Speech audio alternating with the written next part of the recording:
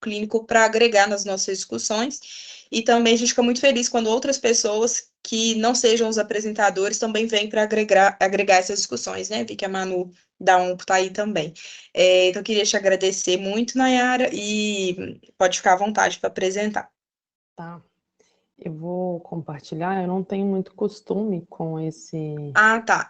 Na parte de cima tem Isso. compartilhar, aí Foi. você pode... Foi, deixa eu ver, vai abrir agora. Abriu. Tá, e aí Foi. aqui eu não consigo ver vocês, né? Eu vejo só a apresentação, é isso mesmo? Ah, tá. Tem alguns modos que dá para você ver, tipo, umas telinhas assim em cima. Deixa eu ver. Eu tava mexendo aqui para ver se eu conseguia mudar É, na exibição, será? eu Mais acho que é opções. nessa. Tem assim, modo de apresentador, eu acho que é nessa lado a lado, se eu não me engano. Ver se você consegue encontrar isso. No modo de apresentador? Só que eu acho que você vai ter que parar o compartilhamento de tela e colocar para compartilhar de novo. Eu parei, parou? Isso, parou. Aí você vai em compartilhar, aí tá assim, modo de apresentador. Aí tem várias janelinhas. Quando você passa o mouse em cima, aparece um escrito embaixo. Aí tem lado a lado. Tem uns quadradinhos assim. É, não me dá essa opção aqui. Não? Ah, tá. É porque eu tô no Google Chrome também, né? Pode ser por Ah, isso, tá. Não sei. entendeu? É, janela, eu posso pôr uma guia, uma janela ou a tela cheia. Eu Hum, coloquei janela do Canva, e vocês veem o meu Canva, não é isso? isso, isso. Aham. A sua câmera a gente consegue ver aqui, você só não consegue ver a gente, né? Uhum, Mas a sua exatamente. câmera eu tô vendo aqui. Tá, então a gente vai seguir, e aí o que Tá, vocês precisarem, vocês vão me interrompendo, já que eu não vou ver o pessoal, tá? tá bom, tranquilo. Como a Laura me apresentou, né, eu sou a Nayara, eu sou médica geriatra e paliativista aqui em Divinópolis, faço parte da equipe de cuidados paliativos do São João de Deus. A minha colega e sócia Tatiana também estará presente, só que ela chegou agora de Belo Horizonte, então não sei se a Tati já está por aí, Tati, mas a Tati vai entrar ao longo dessa aula para poder me ajudar aí. A gente já tem uma prática de uns quase 5 anos de atuação de cuidados paliativos hospitalares e domiciliares, então eu acho que esse tema de cuidado paliativo na emergência vai ser bem esclarecedor, talvez para algumas dúvidas que vocês trouxerem. Eu gostaria que vocês participassem, assim, pode me interromper ao longo da apresentação. Eu acho que as apresentações, elas mais devem ser um bate-papo do que somente algo expositivo. E o que houver de dúvidas também, estou à disposição para depois sanar qualquer dúvida que for necessária, tá? Então, aqui eu apresento eu e a Tatiana. Como eu disse, a gente trabalha no São João de Deus, recebe muitos pacientes da UPA, inclusive, e eu faço parte da Douro. Eu deixo aqui a nossa empresa, que é uma empresa de atendimento domiciliar de cuidados paliativos. A gente já tem atuado aí há poucos anos aqui na região, mas como empresa mesmo e equipe multidisciplinar nos domicílios dos pacientes. Então, a gente já tem aí algumas dezenas de pacientes que já faleceram conosco em casa em cuidados paliativos. Eu começo com essa frase do Rodrigo Luz, que é um psicólogo e também presidente da Fundação Elizabeth Kubler-Rosa aqui no Brasil. E ele exprime nessa frase, né, que ele coloca no prefácio de um dos livros, que é um dos livros que eu utilizei para poder fazer essa aula, que chama Cuidados Paliativos na Emergência, que o nosso trabalho como paliativista não é promover mortes perfeitas. A gente vê que não existem mortes perfeitas, o morrer não é bonito, né? A gente até tenta evitar trazer muitas flores e é, muito como se fosse muito bonito esse momento, sendo que, na verdade, não é um momento muito bonito de ser visto, de ser vivenciado, e ele é muito dolorido para quem está, talvez, falecendo e para quem cuida. Então, a gente não quer promover mortes perfeitas, mas trabalhamos para que hajam vidas e mortes boas o suficiente, e cujas principais marcas sejam a experiência possível da dignidade dentro da história dessa pessoa adoecida e da sua família. Eu gosto dessa frase porque ela exprime o que é o cuidado paliativo, que é acolher o doente crítico e a sua família. Eu sempre gosto de começar alguma das aulas trazendo assim, né? Onde que nós estamos, né? Onde que eu estou e para onde que eu vou. Para a gente sempre pensar a gente, quanto profissional de saúde, o que eu faço hoje, para onde que eu vou com o que eu estou fazendo, qual que é o meu objetivo de vida. É sempre bom a gente repensar os nossos objetivos e o que a gente quer oferecer para o paciente que está à nossa frente, né?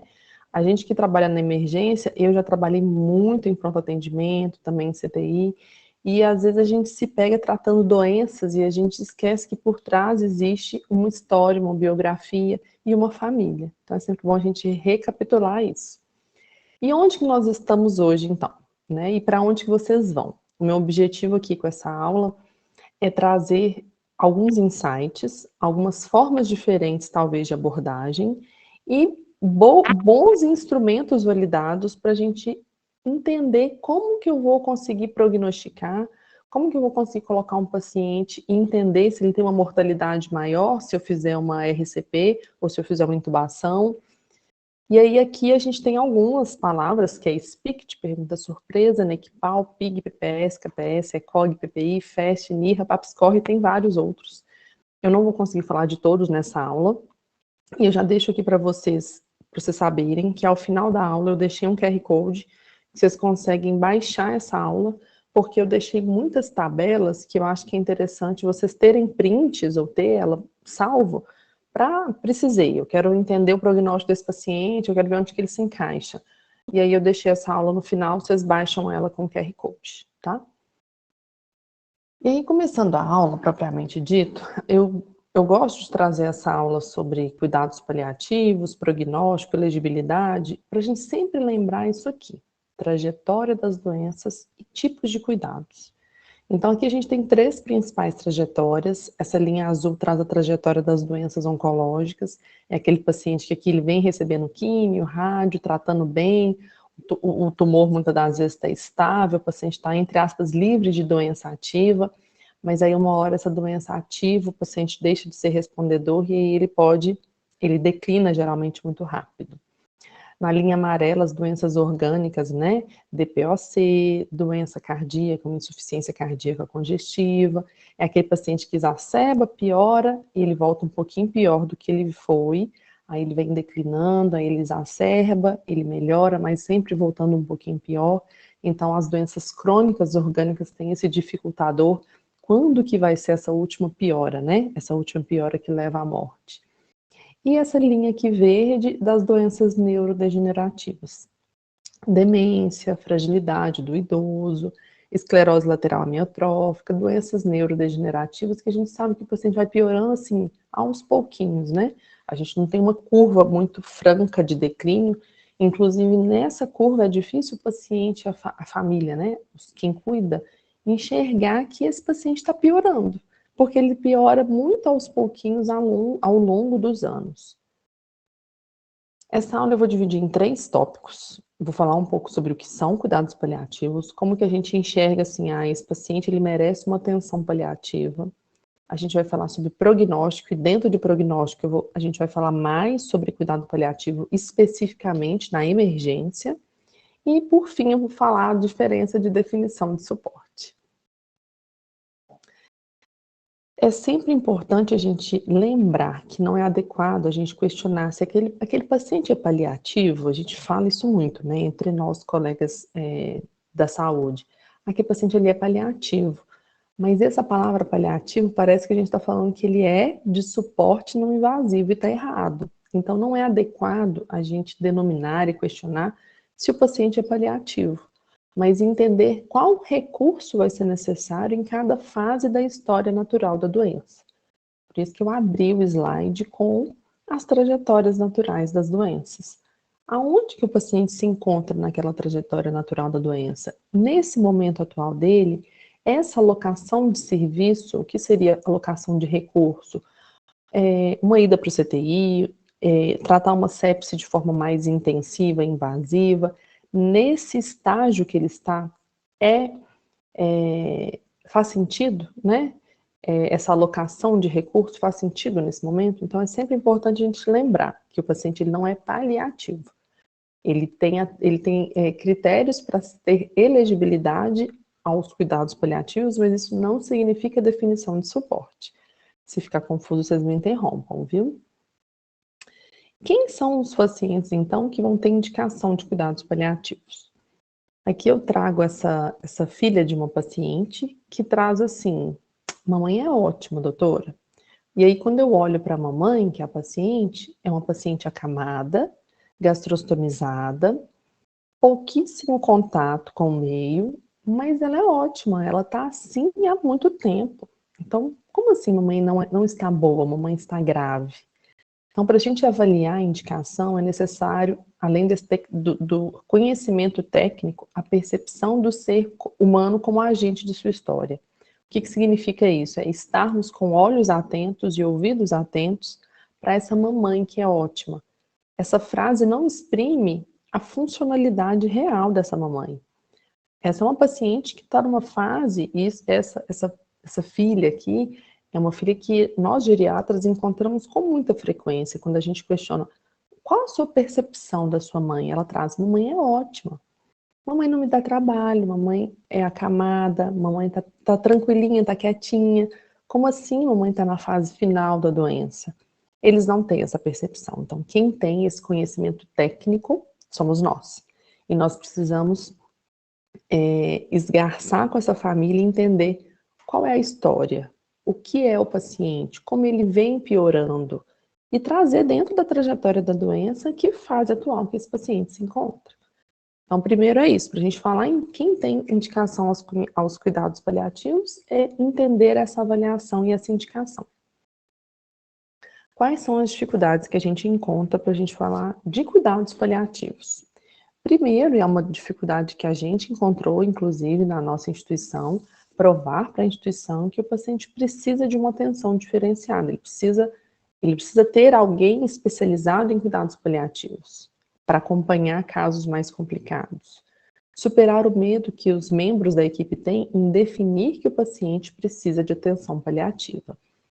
Não muito infrequente, a gente escuta às vezes de colegas assistentes de um paciente que às vezes o residente traz para a gente assim: nossa, esse paciente aqui precisava dos cuidados paliativos, e às vezes o médico assistente fala assim: não, ainda não é hora. Quem é esse paciente? É um idoso, com idade avançada, não tem demência, mas tem uma fragilidade, sarcopenia, dependência para as atividades básicas, e ele está internando pela terceira vez por pneumonia, e é por pneumonia por aspiração. Então, esse paciente, sem sombra de dúvidas, ele tem critérios para ter um acompanhamento dos cuidados paliativos, uma atenção diferenciada. E aí, às vezes, a gente entende que é só mais uma pneumonia, por que não tratar? Certo, tratar, mas entender por trás dessa pneumonia, por que a pneumonia de repetição, por que 3 internações no último ano, ele está fragilizando, isso já foi conversado com a família, já foi acordado os valores com esse paciente. Então, a gente tem que, esse é um grande dificultador que a gente tem entre nós mesmo da classe médica, superar o medo de definir se o paciente ele precisa de uma atenção paliativa. Saber determinar se o paciente precisa dessa atenção e sair do empirismo, né? Aí eu acho que esse é um paciente frágil, eu acho que ele mereceria. Então, como que a gente sai desse empirismo, né? Por meio de instrumentos validados. Então, nós temos muitos instrumentos validados, eu vou trazer alguns deles. Eu trouxe vários aqui para vocês terem isso para vocês nos slides, mas eu não vou ficar adentrando em todos eles para a aula não se estender tanto. E aí, pensando em critérios de elegibilidade, eu queria saber de vocês. E aí eu trago aqui a Nazaré. Qual critério seu serviço utiliza? E se vocês já ouviram falar, se não utiliza nenhum, ou se vocês nunca ouviram falar. Os critérios são pergunta surpresa, NECPAL, PIG, SPICT. Eu não estou vendo vocês, mas se vocês quiserem só abrir o áudio para ouvir, se vocês já ouviram falar de algum critério, se vocês já usaram ou usam no serviço. Lá, eu não, antes de rodar com você no estágio de cuidados paliativos, eu nunca tinha ouvido falar disso, mas depois que a gente rodou, a pergunta surpresa, eu lembro de você falar com a gente sobre isso, mas o SPICT eu achei ele foi o que eu tive contato muito fácil, entre aspas, assim, da gente conseguir fazer na emergência, num contexto de definição rápida de algumas coisas, assim. Porque o SPICT ele é rápido, né, Laura? Então, o E o SPICT é o que SPICT eu vocês têm costumo conseguido utilizar, usar? assim. Vocês têm conseguido utilizar? Então, não é um protocolo institucionalizado, assim, mas eu, individualmente, Entendi. utilizo, e quando alguém vem discutir algum caso comigo, eu tento utilizar também para ajudar, sabe? Entendi. Eu vou apresentar o SPICT pensando no contexto da UPA, e aí eu esqueci de apresentar aqui no início, a gente tem feito reuniões aqui em Divinópolis, em que tem membros do São João de Deus, eu e a Tatiana, da UPA, do SAMU, de quem mais, Tati? Não sei se a Tati já está por aí. Do SAD, que é o Serviço de Atenção Domiciliar. Então, a gente tem representantes de cada um desses membros para a gente tentar fechar melhor esse plano dos pacientes que têm uma visão, que tem indicação de cuidados paliativos. E aí uma das coisas que a gente colocou foi ter institucionalizado pergunta surpresa e SPICT, entendeu? Por isso que é interessante eu trazer isso aqui. Tem a questão do Ministério da Saúde, né, que está fazendo essa ponte, né, para a gente ser um município modelo na implantação da organização dos cuidados paliativos nacionais. E cada ponta vai ter a sua participação. A UPA é uma delas, e cada ponta tem um protocolo, alguma coisa a ser instituído. Nós estamos nessa fase, cada um das pontas está estudando como ligar ao central e a gente ter uma mesma linguagem. Nesses protocolos, a pergunta surpresa e o SPICT são o basal, tanto para o serviço de emergência como o SAMU, né, como o da UPA também. Então, é bem interessante a gente conhecer bem esses... Pergunta surpresa, né? E aí eu vou começar pela pergunta surpresa. Mais alguém tem alguma pergunta, gente? Vocês podem participar, viu? Devem. A pergunta surpresa, então, ela é um critério de elegibilidade. Então, só para eu voltar, isso não é um critério para definição de suporte. É aquele inicinho da aula, a gente vai falar de elegibilidade, prognóstico e definição de suporte.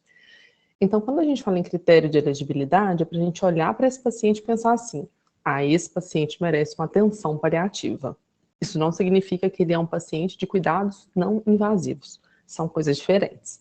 E o que é a pergunta surpresa? É isso aqui, ó. Você se surpreenderia se esse seu paciente que você está atendendo nesse momento morresse nos próximos 12 meses?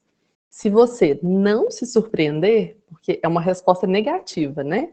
A pergunta surpresa ela é positiva quando a resposta é negativa. Eu não me surpreendo se esse paciente que está na minha frente falecer dentro de 1 ano. Essa é uma pergunta que tem uma sensibilidade assim de 76% e uma especificidade de 80%. Ela é ruim porque ela pode excluir os pacientes que a gente põe, entre aspas, na fase boa. Eu olho e falo, não, mas eu acho que é só mais uma exacerbação, sendo que, na verdade, ele está só numa fase boa. Mas ele já está vindo num declínio ali, funcional, talvez, numa espiral decrescente. Então, ele é ruim para esse motivo. Mas se a gente, nessa pergunta, a gente responde que não ficaria surpreso, as chances desse paciente precisar de cuidados paliativos nos próximos 12 meses é grande. A pergunta surpresa, ela é pior, tem piores resultados para pacientes não oncológicos, então, para paciente oncológico, a gente olha, a gente fala assim, a gente acerta mais, eu diria, né? Ela não deve ser usada como uma ferramenta única de triagem, tanto que, dentre essas ferramentas validadas, o GSF e o NECPAL usam a pergunta surpresa e critérios clínicos de indicadores gerais para eleger esses pacientes aos cuidados paliativos. Então, geralmente a gente não usa só a pergunta surpresa, mas ela pode ser sim uma coisa para... Não tem nada no meu serviço. A pergunta surpresa pode ser uma opção. E o SPICT não usa pergunta surpresa. O SPICT é uma ferramenta que usa indicadores clínicos, que a gente vai ver mais para frente. E aí, o que é o SPICT, então? O SPICT é um instrumento, ele é simples, ele é baseado em indicadores clínicos de deterioração e sinais específicos por doença. Ele também não foi projetado para identificar o paciente para ser encaminhado ao cuidado paliativo especializado, mas sim para apoiar melhorias nos cuidados prestados pelos profissionais de saúde em geral. Então, quem está ali na ponta do pronto atendimento, quem está lá na UPA, quem está no SAMU, quem está no SAD, para olhar o paciente e encaixar ele ali no SPICT, para a gente começar a mudar a forma de planejar os cuidados, talvez. E ele é de fácil reconhecimento, foi isso que a Laura falou. Como que é o SPICT? Aqui eu deixei ele pequenininho, mas eu vou ter ele maior lá para frente, que aí vocês podem printar, tirar foto, que fica melhor de ver. Primeiro, a gente tem que procurar por indicadores gerais de piora da saúde. Então, esse paciente tem internado de forma não programada, com frequência, ele tem piorado a sua funcionalidade, passa mais ou menos 50% do seu dia acamado ou numa cadeira. Ele tem dependência de outras pessoas para cuidados pessoais, tomar banho, troca de roupa, alimentar, ou devido a problemas físicos ou de saúde mental, no caso da demência, né? É necessário maior suporte para o cuidador, então é um paciente que demanda mais do cuidador. Tem perda de peso significativa nos últimos 3 a 6 meses, ou uma piora do seu IMC. Tem sintomas persistentes, apesar do tratamento otimizado. É aquele paciente da insuficiência cardíaca congestiva que interna, vai para o CTI, ganha endobuta, volta, encharca de novo, a gente dá Lasix, aí a gente piora a condição, aí a gente reduz Lasix, ele fica congesto. Então, apesar de otimizar todo o tratamento, o paciente persiste nas exacerbações, a pessoa ou a família solicita por cuidados paliativos. Então, eu procurei por indicadores gerais. Eu olhei aqui, o paciente se encaixa, ele já preenche alguns desses indicadores. Aí a gente vai para os indicadores específicos das condições. Esse paciente tem alguma esses indicadores positivos, e ele tem um câncer, né? Com uma capacidade funcional em declínio, ou um estado físico muito debilitado, esse é um paciente para a gente revisar o plano atual de cuidados.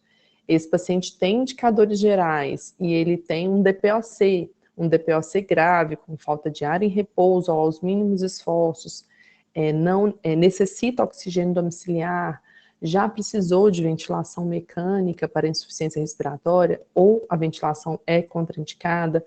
Então, a gente encaixa o paciente de acordo com a comorbidade e os indicadores gerais.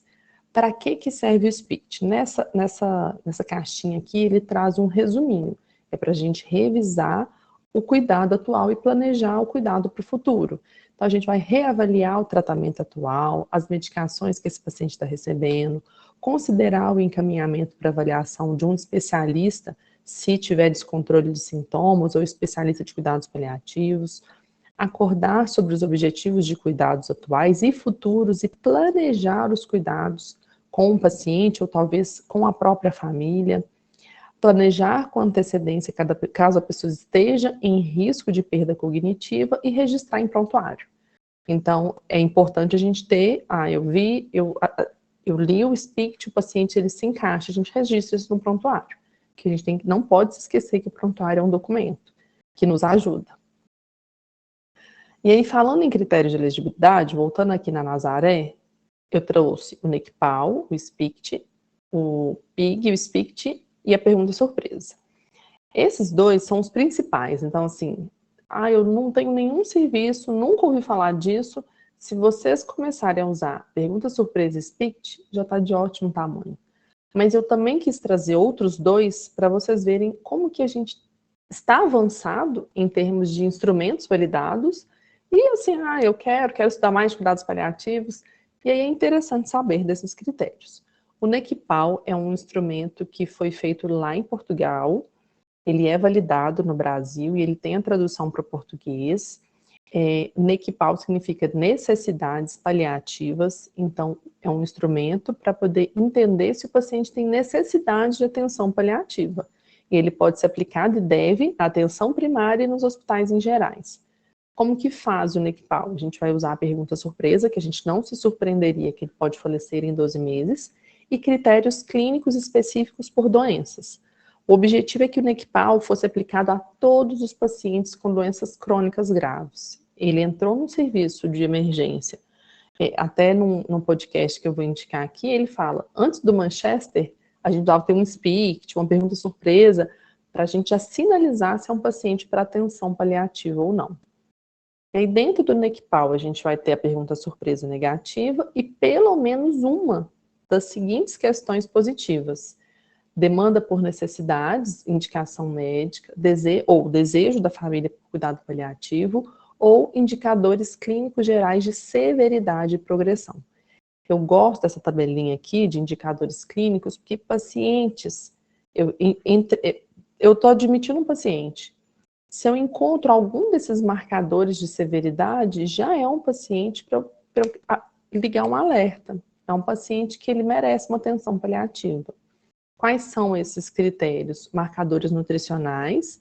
Então, nos últimos 6 meses, uma queda da albumina menor que 2,5, perdeu mais de 10% do peso, impressão clínica que tem deteriorado do ponto de vista nutricional, de forma irreversível, marcadores funcionais de dependência para as atividades. Então, a gente pode usar o Bartel, o ECOG, o Karnofsky, perda de mais de 2 atividades básicas, né? Nós, como geriatras, isso já está meio medular, são 6 atividades básicas, deambular, ser capaz de cuidar da higiene pessoal, né? De ir ao banheiro, urinar, evacuar, tomar banho sozinho, alimentar-se sozinho, trocar de roupa sozinho e transferência, ser capaz de levantar sozinho da cadeira.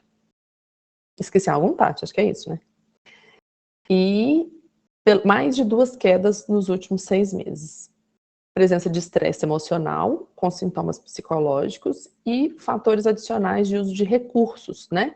Mais de 2 admissões no pronto atendimento, necessidade de cuidados complexos.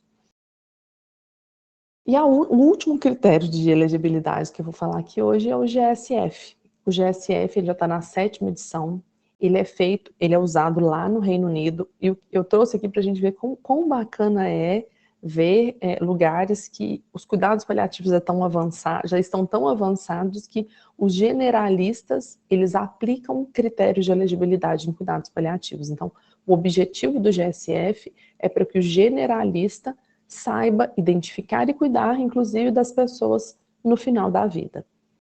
O objetivo, então, é permitir que tenha um padrão ouro de cuidado para todos, com qualquer condição, em qualquer ambiente, dado por qualquer prestador de cuidados. O objetivo do GSF, garantir que as pessoas vivam bem antes de morrer e morram bem no lugar e na maneira de sua escolha.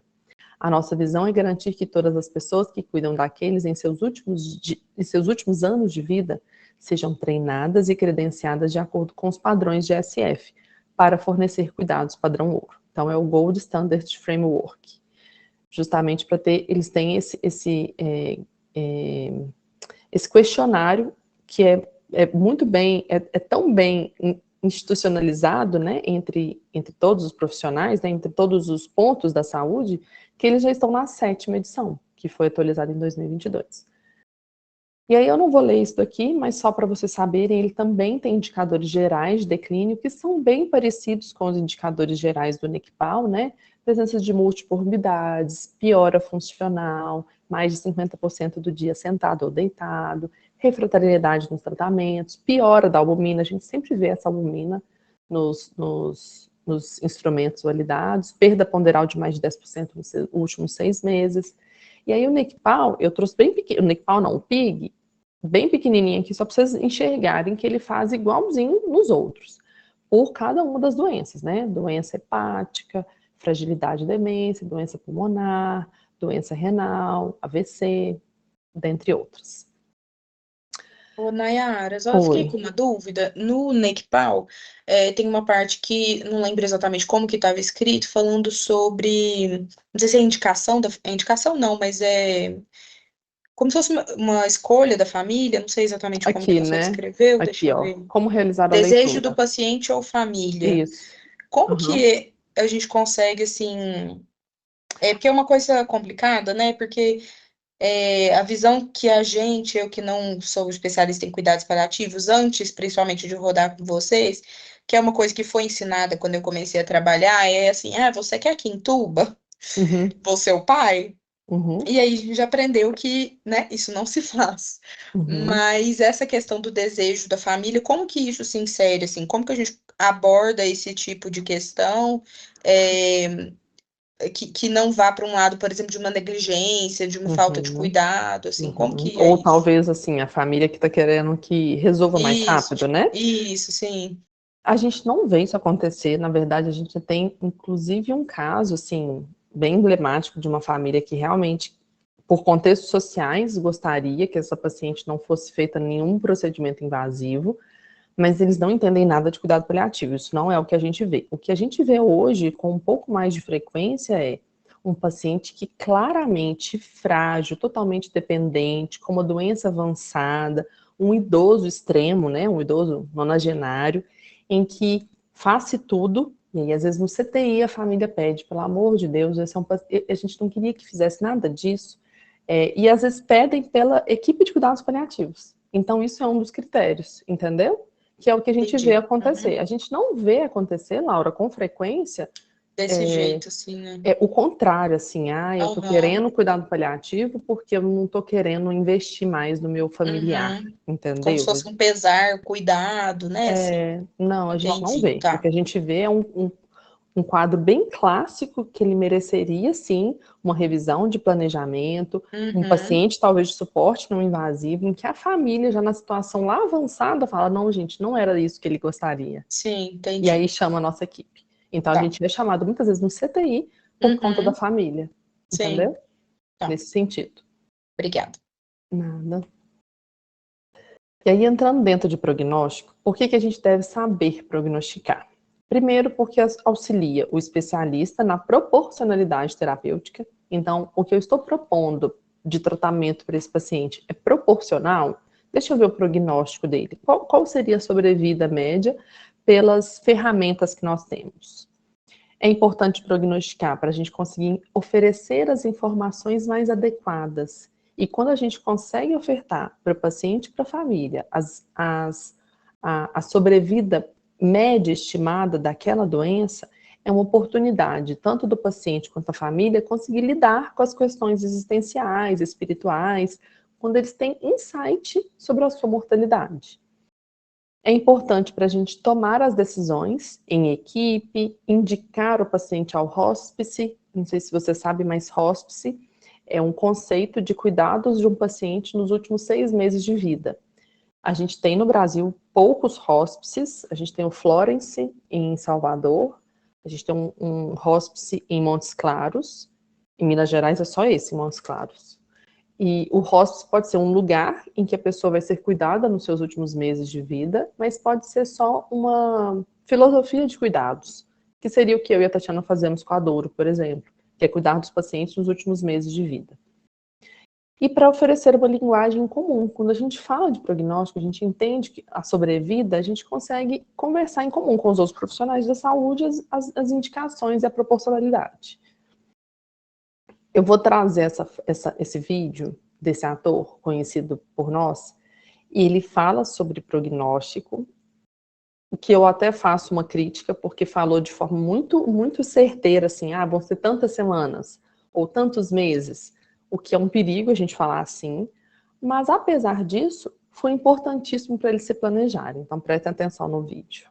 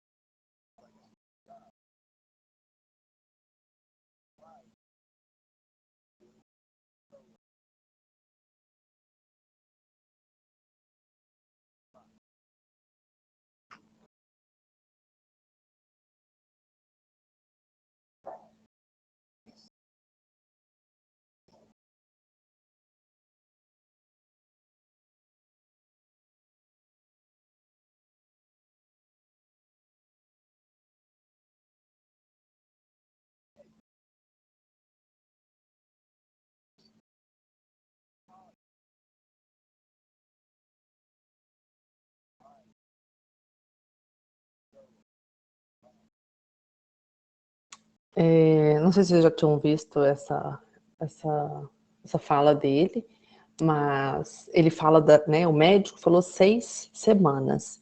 E quando a gente fala para o paciente ou para a família de forma tão delimitada esse tempo de vida, eles se apegam nesse número, sabe, gente? Então, são 6 semanas, são 3 meses, são 6 meses. e aí o paciente vive 2 anos, né? Assim, que bom que eu errei. Mas é importante a gente não prognosticar de forma tão bem delimitada, de tempo.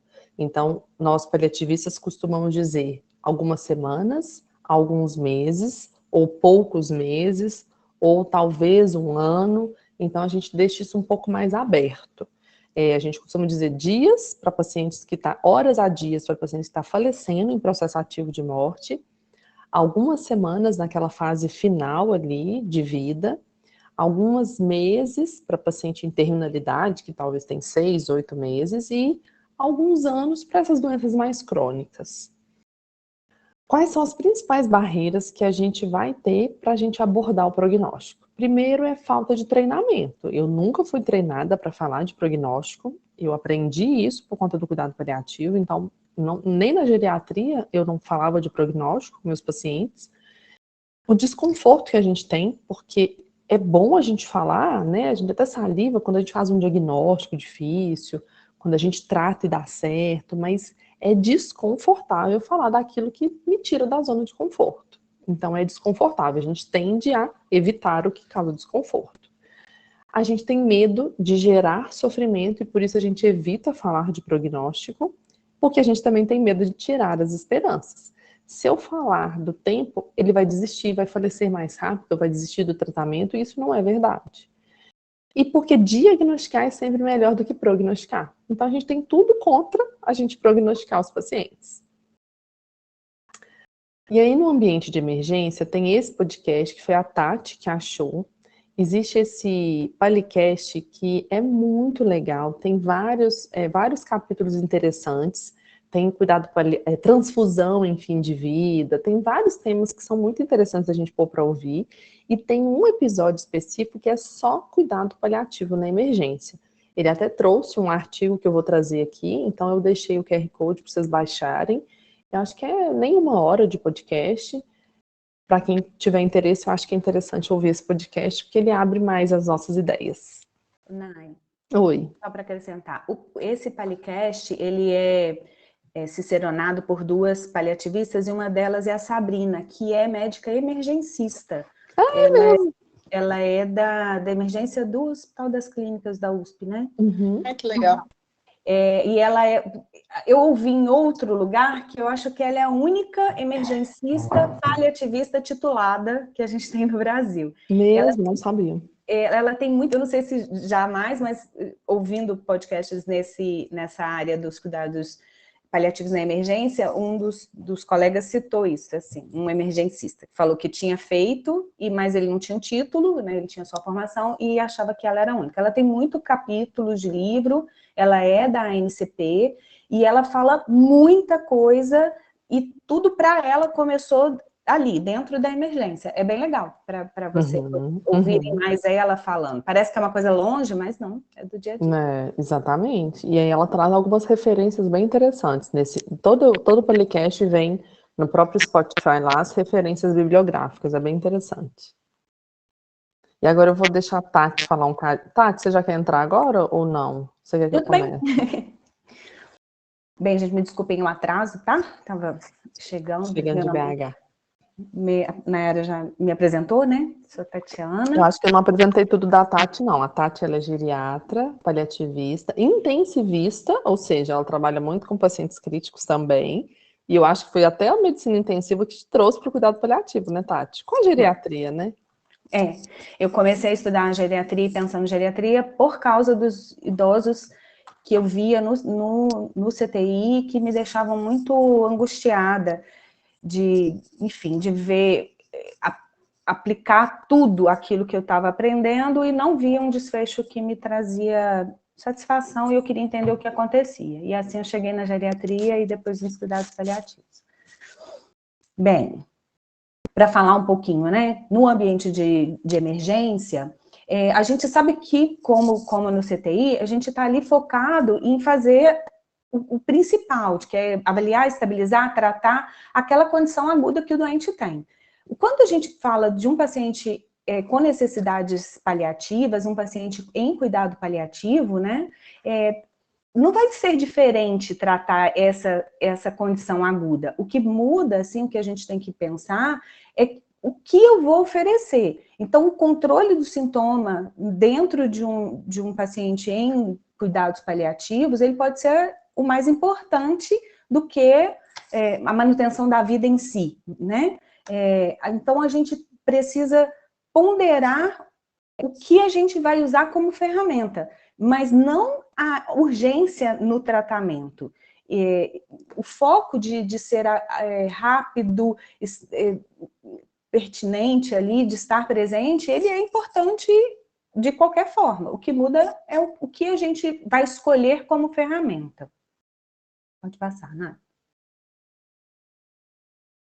Então, assim, o que é importante, né? Como que eu vou definir dentro desse ambiente de urgência e emergência a indicação das medidas invasivas nesse momento de doença aguda?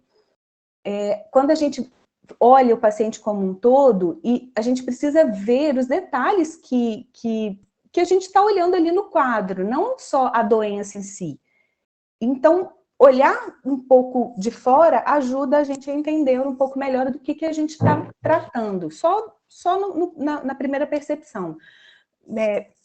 Primeiramente, é um doente que já está cronicamente doente, acamado há muito tempo, já tem limitações funcionais pela sua doença, é um doente que entra na sua própria cadeira de rodas, dizendo ele é um paciente que fica a maior parte do tempo deitado ou sentado, ele não consegue deambular, ele tem a sua própria cadeira, é um paciente incontinente que chega usando fraldas, é um paciente que tem cama hospitalar, quando você entra dentro, né, do domicílio, você vê uma cama hospitalar, mostra que aquele paciente passa a maior parte do tempo deitado, é um paciente que usa oxigênio, tem BIPAP, é um paciente que tem úlceras e lesões pelo corpo e precisam de curativos específicos.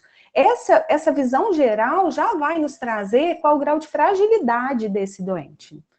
Né, Naya? Exatamente.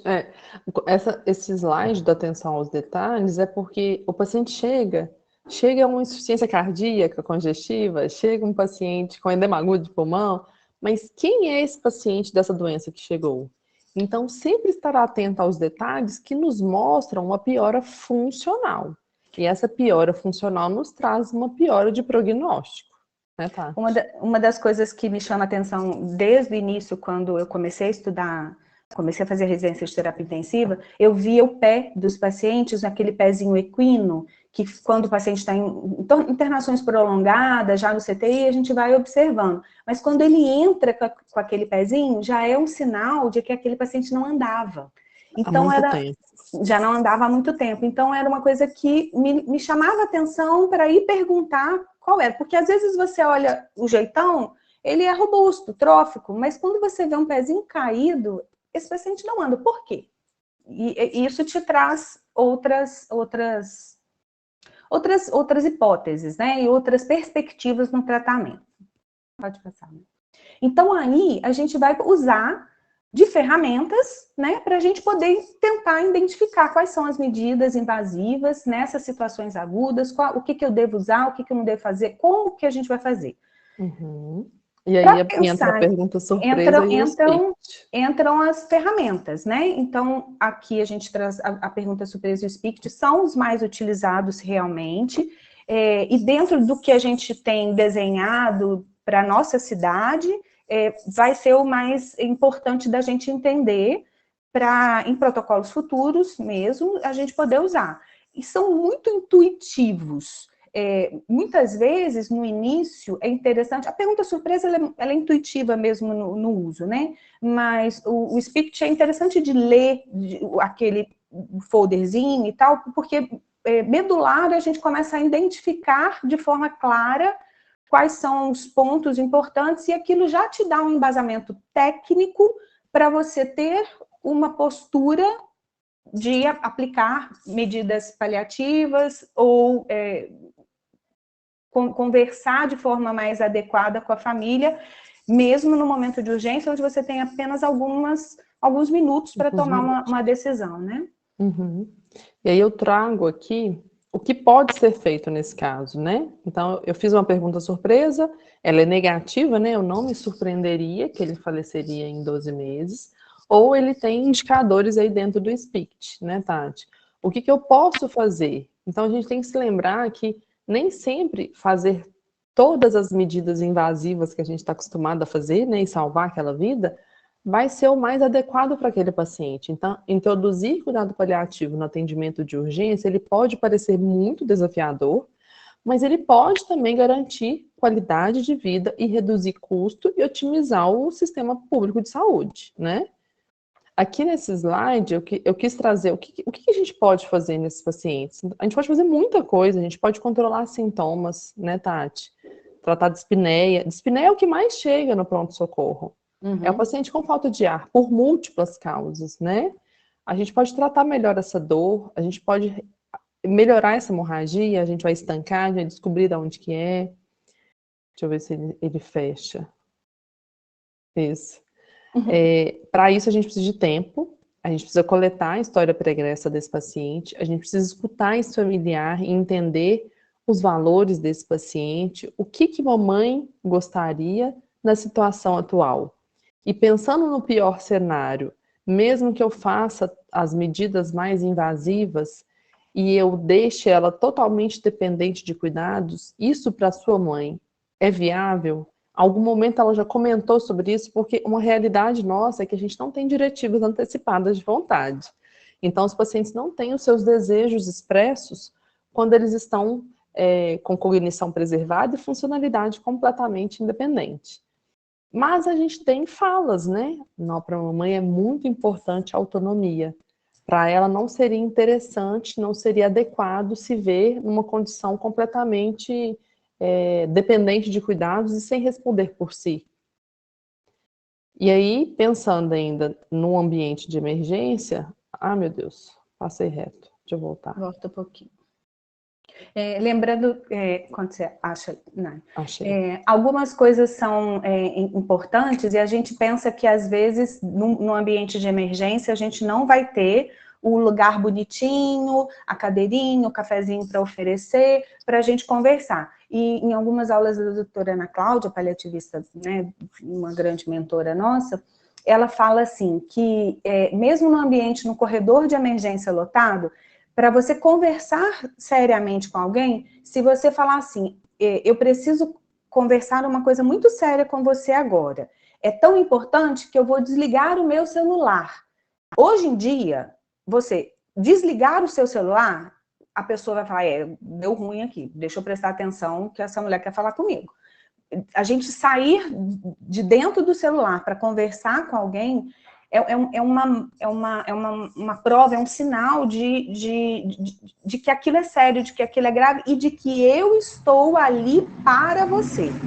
Mesmo de pé, encostado num cantinho, mesmo numa sala de espera, num cantinho, vocês não precisam esperar o melhor cenário para começar uma conversa e para falar, e para ter empatia, e para ter acolhimento. Tudo pode ser feito. Esse tempo e a conversa, às vezes a gente vai fazer lá as medidas, eu costumo chamar muito, o que eu vou fazer? Eu preciso pensar fora da caixinha. Como intensivista, eu fui treinada para interromper o processo de morte. Então, eu aprendi um monte de coisa que vocês fazem muito bem, hoje melhor que eu. Vamos entubar, vamos ligar no ventilador, vamos fazer VNI, vamos colocar acesso central, vamos colocar noramina, tal. Aprendi tudo aquilo. Quando eu penso um paciente em insuficiência respiratória, eu olho para ele e eu falo, agora está na hora de entubar.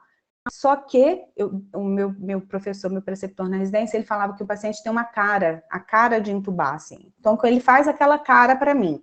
E eu não quero entubar antes de conversar com a família, ou ele tem uma diretiva dizendo que não é para ser entubado. O que eu tenho que fazer? Eu tenho que pensar fora da caixinha. Existem outras medidas que a gente tem que aprender para controlar aquele sintoma, e isso pode me dar tempo para conversar com uma família, por exemplo. Então, dentre essas coisas, entra a morfina no controle de dispneia, o oxigênio, eu posso usar diuréticos para diminuir a volemia num edema agudo, e eu ter um tempo para conseguir conversar e entender se aquilo é ou não é agudo. Nem sempre eu tenho esse tempo todo, mas dá para a gente pensar medidas que eu posso tomar que me deem alguns minutos para eu conseguir ter essa conversa. Acho que é isso mesmo, né? Isso. Quando a gente fala assim, uma das coisas que sempre perguntam lá no hospital, que a gente tem a questão da definição de suporte e tal, as pessoas sempre querem saber se esse paciente é para reanimar ou não é. É difícil decidir, porque numa parada não dá tempo, né, de eu falar assim, então, espera aí que eu vou ali conversar. A gente precisa ter isso um pouco mais medular, talvez. Quando a gente pensa em parada cardíaca em idoso frágil, a gente tem que lembrar que todas essas medidas têm que estar à luz dos princípios bioéticos, né? E a finalidade do que você quer naquele doente que você bateu o olho, que você sabe minimamente, pergunta surpresa e alguns tópicos do SPICT, dá para você ter uma noção, olhando o quadro clínico geral e o estado geral do doente, você ter noção do que espera no final de uma reanimação. Qual é o objetivo do procedimento que você está fazendo? A gente entende hoje que manter uma qualidade de vida aceitável, com uma função cognitiva relativamente intacta, é o final dessa medida, né? Dessa reanimação. Não é manter vivo. Ficarem, por exemplo, em paradas muito prolongadas, num paciente que já tinha um déficit cognitivo estabelecido, que já era idoso frágil, qual o objetivo disso? Você pode conseguir recuperar. A gente sabe que a gente é capaz. Sou capaz de manter vivo, sou capaz. Com que qualidade de vida?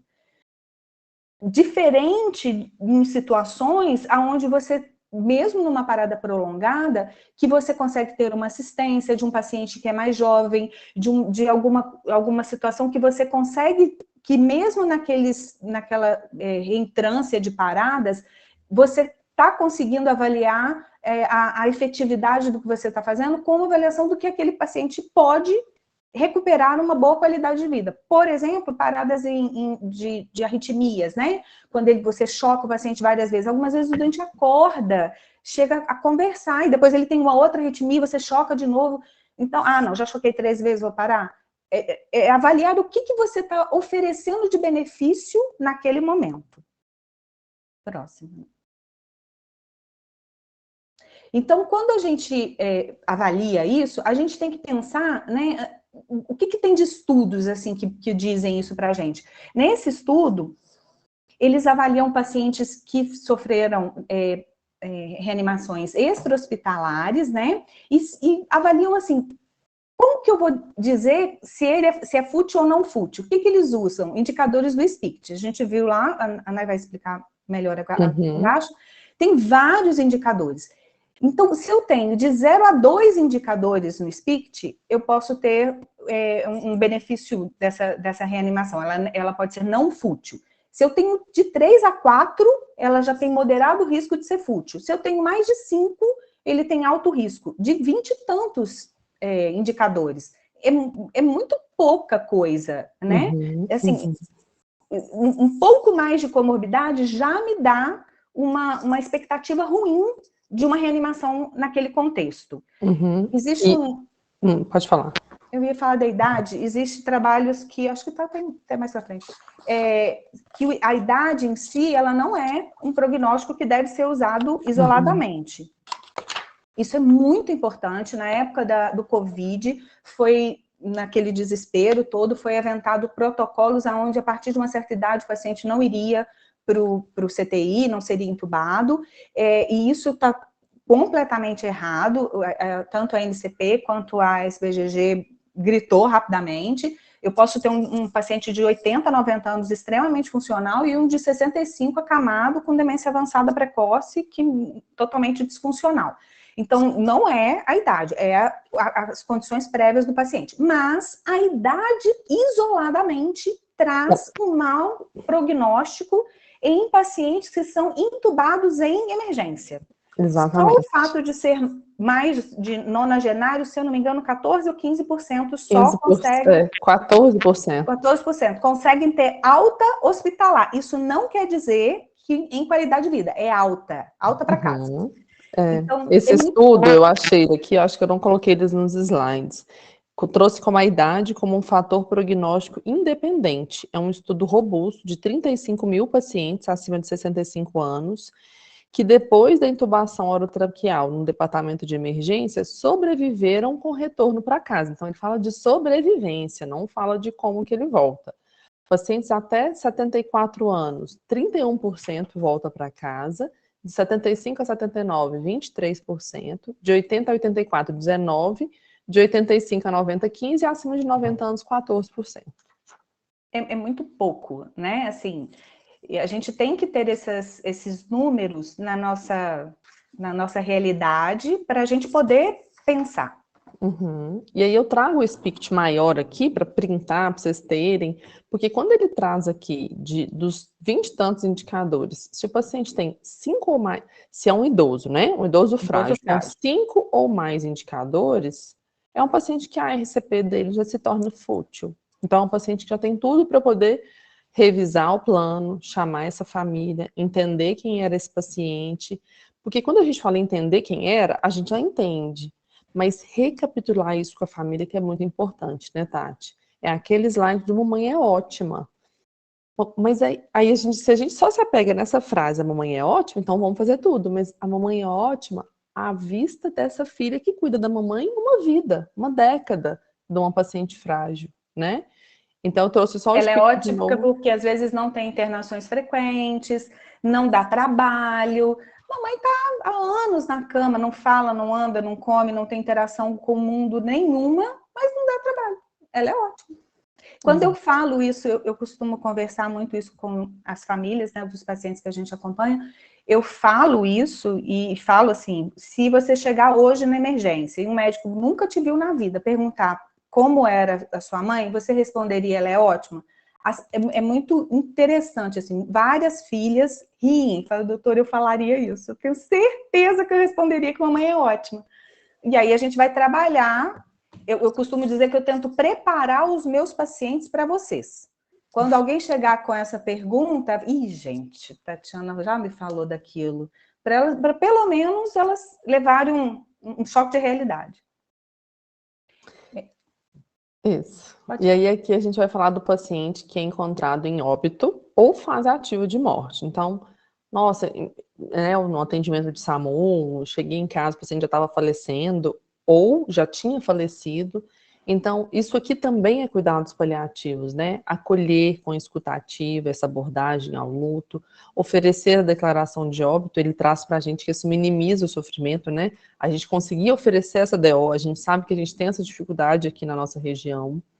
Colocar o paciente no local mais adequado para despedidas e rituais. Então, é um paciente em processo ativo de morte, chegou num pronto-socorro, família desesperada, às vezes é uma família que já teve conversas prévias de definição, inclusive, de suporte, que não havia benefício de um suporte invasivo, mas na hora, eu sempre falo isso com as famílias também, na hora que o gato sobe no telhado, ninguém sabe responder nada.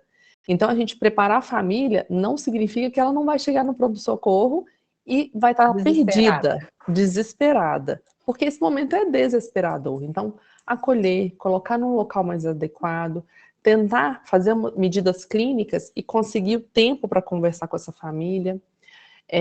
A orientação deve ser dada sempre a mais de uma pessoa e certificar o entendimento, isso é muito importante. O que é certificar o entendimento? É a pessoa que ouviu a nossa informação ser capaz de trazê-la de volta da forma como você quis passar. Aí você sabe que a sua informação foi bem passada. Quando ele consegue replicar aquilo que você conseguiu, que você quis passar de mensagem. E garantir o conforto caso permaneça em residência. Então, o SAMU foi chamado, cheguei para ver o paciente. Ele pode talvez não estar em processo ativo de morte, mas está ali em terminalidade nos últimos dias ou últimas semanas de vida. Garantir o conforto, talvez eu consiga otimizar a medicação, orientar, olha, então, quem é o médico assistente? Não tem um médico assistente. Eu já vou começar uma medicação, vou orientar você retornar ou levar, ou pedir uma ajuda para o médico do postinho, o médico te acompanha, para a gente controlar os sintomas no fim de vida. Então, garantir conforto, mesmo que o paciente não vá para o serviço de urgência, é importante. Pode passar outro slide, né? Tem uma outra característica, que é em relação à morte em domicílio, assim. Aonde o paciente melhor morre? Ele vai morrer no lugar onde ele tenha melhor controle dos seus sintomas. Morrer em casa é melhor do que morrer na UPA? Morrer em casa é melhor do que morrer no hospital? Depende. Depende de onde eu vou conseguir dar melhor controle de sintomas para esse paciente. Então, a transferência, ela pode ser feita mesmo se o paciente estiver em processo ativo de morte, se você não tiver condições de controlar os sintomas, de deixar esse paciente de forma adequada dentro da residência. Toda transferência precisa ser pensada para onde e para quê. E aí você vai traçar junto à família e os colegas que vão receber o paciente o plano de cuidados e o que você pretende com aquilo. Algumas experiências que a gente tem, né, ao longo da vida, eu sou a pessoa das histórias, tá, gente? Eu já tive paciente em processo ativo de morte em casa, já entrando no processo, uma família que estava com a gente, assim, procurou a equipe para que a mãe conseguisse fazer sua passagem com maior tranquilidade, depois de inúmeras internações, e a pessoa entrou em processo ativo de morte 2 dias antes do Natal. E nesse dia que houve uma descompensação da parte respiratória, entraram em contato comigo, eu não estava na cidade, o SAMU foi chamado, foi à residência e foi com muito carinho e atenção, tanto a equipe da enfermagem quanto a equipe médica, acolheram a família, fizeram perguntas difíceis com muita delicadeza. A filha que cuidava estava bem preparada para responder, mas ela falava isso, foi muito difícil. Ficou na residência durante algumas horas tentando compensar o quadro respiratório. Se eu não me engano, foi um dia de chuva intenso, então até a saída ali da residência ia ser difícil. Não houve uma possibilidade de deixar a paciente naquelas condições em casa, então eles transferiram para o hospital. Quando ela chegou ao hospital, foi passado à médica da emergência, a médica da emergência rapidamente entendeu o que era para ser feito, a paciente foi alocada em uma enfermaria, ela não foi para o CTI, foi feita a medicação no PA do hospital, ela subiu mais confortável e ela faleceu, acho que 48 horas depois, no ambiente hospitalar. Quando eu cheguei no dia seguinte, acho que eu fui lá, já tinham mais de 24 horas, eu consegui ir. Quando eu cheguei, a filha me perguntou, posso voltar para casa? Eu falei, agora não, né? Porque estava no processo. Eu falei, vamos esperar. Tal. Ela morreu na manhã do dia 25.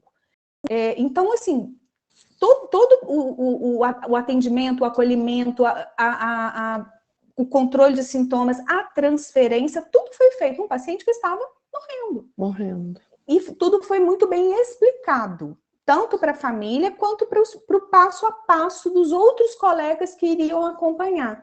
A filha me falou que quando as pessoas chegavam no quarto e identificavam como minha paciente, que tinha vindo daquela forma, e entendiam que ela estava ali para um cuidado de conforto, que o semblante das enfermeiras mudava. Elas ficavam mais tranquilas, porque ela estava ruim, só que ela estava melhor do que ela estava em casa. E ela falou que eu fui tão acolhida, as pessoas entravam dentro do quarto para me acolher, porque minha mãe estava morrendo. E ela se sentiu acolhida, não tinha muito o que oferecer ou necessidade naquele momento para a paciente, mas para a família sim. E dentro disso, uma das coisas importantes são as questões dos relatórios, né? Da gente escrever o que a gente viu, o que a gente fez, qual foi a impressão, independente se ele vai ser removido ou não. Se você está em ambiente domiciliar, é preciso dizer o que eu vi, o que eu encontrei, o que eu fiz e qual foi o plano, qual foi a conduta traçada naquele momento. Para o próximo colega, não pegar o bonde do lugar certo, e não ter que voltar toda atrás, todas as conversas novamente, que é muito dolorido, né? É doloroso falar sobre isso. E aí, trazendo essa parte do paciente instável, o livro do Cuidados Paliativos da Emergência, ele traz um mnemônico, né, Tati, que é o SAVED. A gente vai trazer o mnemônico para talvez isso ficar um pouco mais medular, assim. Peguei um paciente, eu acredito que é um paciente para poder rediscutir esse plano de cuidados, talvez, para talvez um suporte não invasivo. Então, o mnemônico, ele traz essa ordem, usar a pergunta surpresa, avaliar se essa situação aguda é reversível ou não, checar valores do paciente dessa família, estimar prognóstico, entender funcionalidade, discutir em equipe e decidir, né? O paciente tem capacidade de decidir e dizer por si, ou a família, se alguém o representa, consegue nos ajudar nessa decisão compartilhada? Esse é o mnemônico SAVED. Bem, um pouquinho da pergunta surpresa, a Nay já falou, né, o que seria essa pergunta. A gente tem uma adaptação, que é se você se surpreenderia se esse paciente morresse nesta internação, também é validada, né? Lembrar que a idade não é um fator de risco, ela é um fator de risco independente, mas ela não deve ser usada isoladamente, a gente tem que juntar com as outras escalas e as outras avaliações, principalmente de funcionalidade, né, da situação basal do paciente, para então a gente pensar no prognóstico. Isso é a pergunta surpresa. Quando a gente vai pensar na situação aguda, a gente tem que entender o que está acontecendo hoje. Eu consigo reverter isso agora, de uma forma que eu devolvo o meu paciente igual ou próximo do que ele está? É essa pergunta de uma forma bem objetiva, né, e direcionada. Eu tenho que perguntar e saber rapidamente o que eu estou pretendendo fazer. É algo que essa família, esse paciente tinha já decidido ou tinha dentro dos seus valores? Então, o que a gente sempre pergunta é qual a proporcionalidade do tratamento imaginado para aquele paciente, aquele indivíduo, naquele momento, né? Entender recusas, aceitação, o que é importante para ele para eu poder escolher.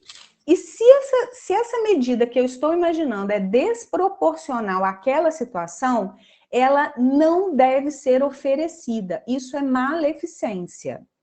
Então, assim, oferecer uma coisa que está fora do contexto para a gravidade daquela doença, não é porque a família quer, pediu, que você precisa fazer. Eu faço uma brincadeira com os residentes, eu falo assim, se eu tenho uma festa no final de semana e eu quero entrar no meu vestido, então eu vou na hemodiálise e falo assim, eu quero dialisar, quero perder 3 quilos para eu poder caber no meu vestido para a minha festa. É possível? É. Tem a máquina de hemodiálise? Proporcional, né? Tem. Alguém vai fazer isso? Me colocar em hemodiálise para eu perder 3 quilos para eu ir para uma festa? Não faz sentido, é totalmente desproporcional. É só uma brincadeira, mas a gente muitas vezes pergunta, como a Laura falou, você quer que eu entube o seu parente? Se é desproporcional isso, a gente não tem que oferecer. A semana passada a gente passou uma situação no hospital que foi sobre uma jejunostomia. A gente chegou à conclusão, com a equipe clínica e a equipe cirúrgica, que não traria benefício. Então, a gente chegou à conclusão que a gente não ofereceria a possibilidade de fazer uma intervenção cirúrgica que poderia piorar. Se eu oferecesse isso ao paciente ou à família, eles ficariam muito angustiados e sofrendo de falar assim, eu não deixei fazer alguma coisa que levou o meu pai à morte. Se eu tivesse deixado fazer, talvez ele estivesse vivo. Se eu perguntar a um filho, você quer que eu entube o seu pai? E ele me responder, não, meu pai já está muito velhinho, eu não quero que ele seja entubado. Passou meia hora, ele morreu. Esse filho vai para casa com a impressão de que ele deixou o pai morrer. Ele matou o pai dele. Se eu informar a esse filho que ele está num momento fragilizado, que não temos mais medidas que sejam capazes de reverter a situação, que eu posso cuidar do desconforto, que ele não vai ter mais falta de ar, e ele me perguntar, mas não pode entubar? Não seria bom para ele, eu acho que a gente só vai fazer ele sofrer. Ele pode ir para casa assim, a doutora disse que não adiantava mais, estava numa hora que não ia fazer bem para ele. Ninguém matou, foi a doença. Essa acho que foi uma pergunta que Laura colocou, né? A gente é o oferecer, né? Forma de falar, né? É não oferecer a maleficência. Pode falar. Só perguntar uma dúvida assim dentro desse contexto. Por exemplo, se eu nesse contexto mesmo de vamos supor, uma paciente frágil, você sabe que não vai ter benefício, né, de um suporte invasivo nesse momento, mas a família fala que eu entendi a questão do não oferecer, mas tem umas famílias que são orientadas, que sabem que existe procedimento e tal. Ela chega a falar, a mas eu família... quero que você entube, eu quero. Isso. Então, eu posso recusar e não fazer, sabe? Débora, Eu fico com dúvida nisso. você pode. Se aquilo vai fazer um mal para o seu doente, é como eu te falei, eu quero fazer hemodiálise, eu quero. Tatiana, eu não vou te colocar em hemodiálise. É assim, só que na vida real não é assim.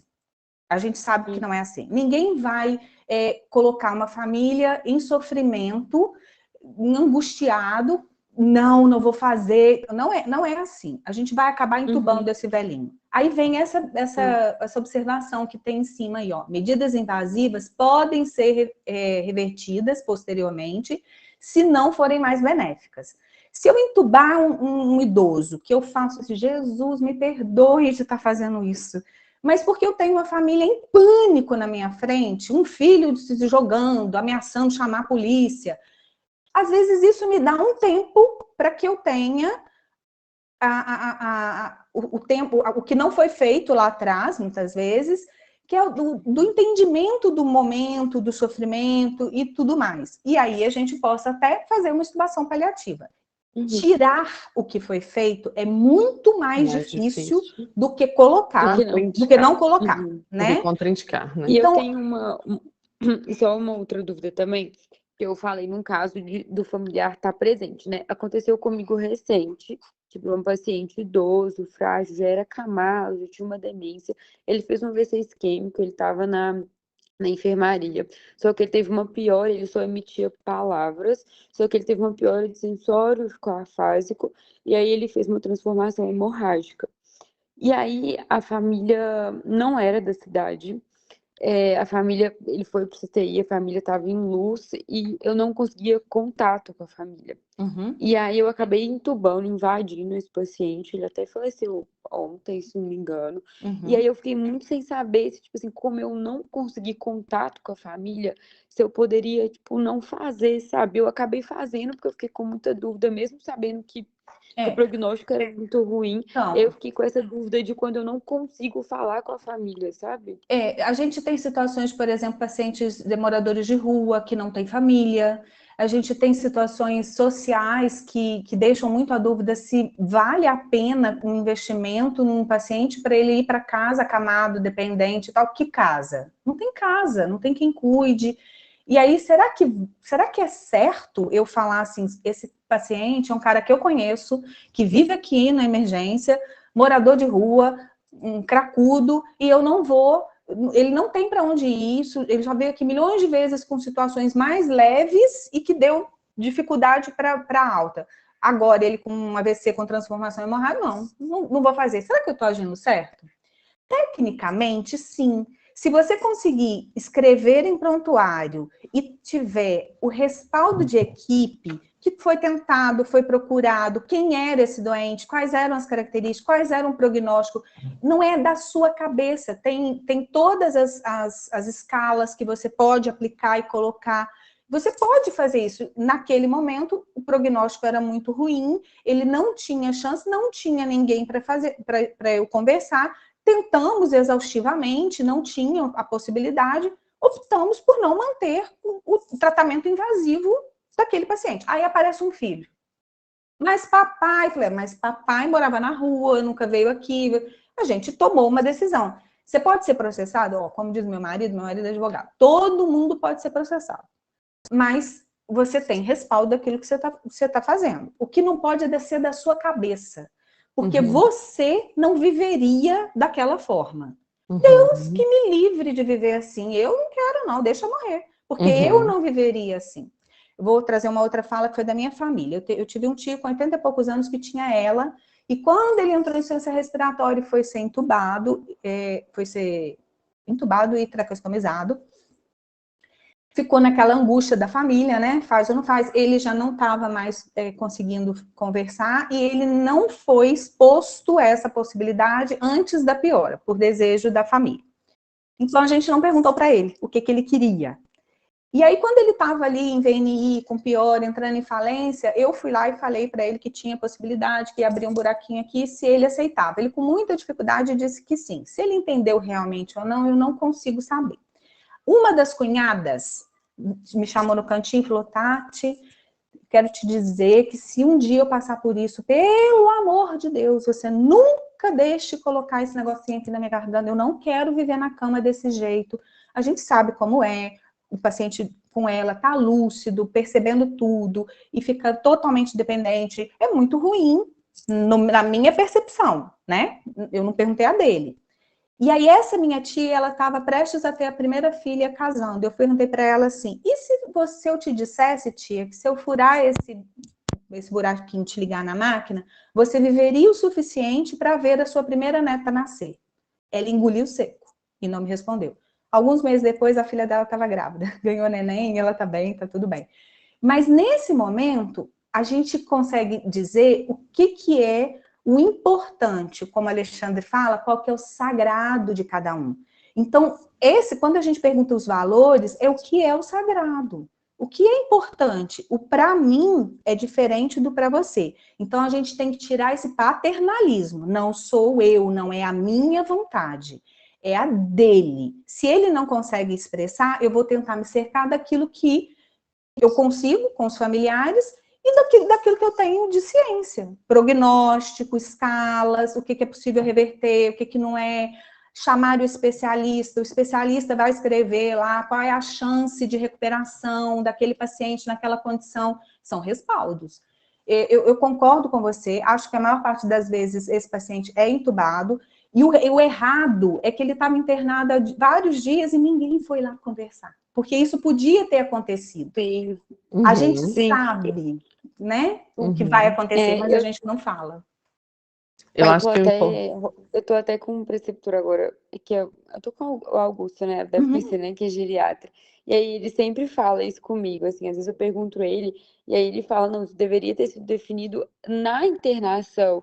E só que as pessoas deixam para definir no momento da emergência, e eu acho isso muito difícil. Por isso que eu fiz Assim, geriatria. não foi a primeira vez que aconteceu comigo, e eu ficava, tipo, meu Deus, um paciente que a Laura teve recente também, na UPA, acho que foi a semana passada, era um paciente idoso muito frágil, que foi massagear, a gente sentindo as costelas quebrando, e a gente, assim, com o coração eu tô apertado. fazendo?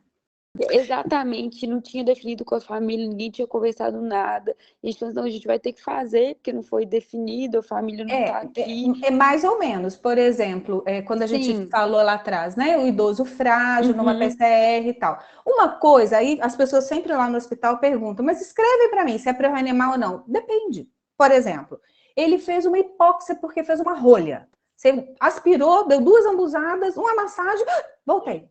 Isso é uma coisa. A outra coisa é 50 minutos de parada com massagem. Uma coisa são traios terapêuticos, são tentativas, são reposicionamentos. Isso foi uma parada por uma progressão da doença dele, isso foi uma doença aguda reversível. Se isso não é possível de ser revertido e você não reanimar, não é um problema. Pacientes no CTI, por exemplo, na emergência acontece também, porque hoje em dia o ambiente de vocês está muito mais prolongado do que deveria, né? O paciente fica internado na sala vermelha e tal. UPA, né? Na UPA é terrível. Mas no CTI, um paciente que para de repente, que a gente não viu, esse paciente normalmente é reanimado enlouquecidamente, porque eu não estava esperando. Agora, aquele doente que está com aminas em crescente, que eu já fiz tudo. Quando ele para, a enfermagem pergunta, você vai lá massagear? Não, eu não vou, porque eu já sei que não adianta. Ele está morrendo. Então, porque ele parou, eu tenho que ir lá? Ele está com 100 ml horas de nora, eu vou ficar lá fazendo a drenagem. Não tem nem estudo disso, viu, gente? Quando a gente faz reanimação, o paciente está com amina, teoricamente você tira a nora e faz lá o protocolo lá da CLS. A gente mantém tudo junto. Ele estava precisando, eu vou tirar. É meio louco. Não tem nem estudo para isso, para dizer o que a gente realmente deveria fazer, assim. Pelo menos até onde eu sei, ainda não tem nenhum protocolo fechado nessa situação, não. O certo Pegando o gancho que a Débora trouxe, né? Nessa situação, não soube o que fazer, fiz medidas invasivas, mesmo acreditando ser desproporcionais. não significa que a gente precisa continuar num espiral fazendo medidas invasivas, mesmo sabendo que aquilo está desproporcional. Então, assim, né, entubei ou mandei para o CTI, fiz as medidas invasivas, não me parece, pelas escalas prognósticas, pelos critérios de elegibilidade, que é um paciente que vai ter benefício dessa alocação de serviço, eu ainda tenho tempo de fazer essa discussão posteriormente. Eu acho que foi com você que eu discuti de um paciente com câncer de próstata, que estava no PA, e aí aquela dúvida, não tinha conversado com o paciente, com a que era um família, paciente sentiu que a da família questão estava um pouco social. perdida, isso. Foi. Na dúvida, a gente faz o tratamento invasivo, a gente manda para o CTI, mas a gente deixa muito bem escrito que isso precisa ser rediscutido.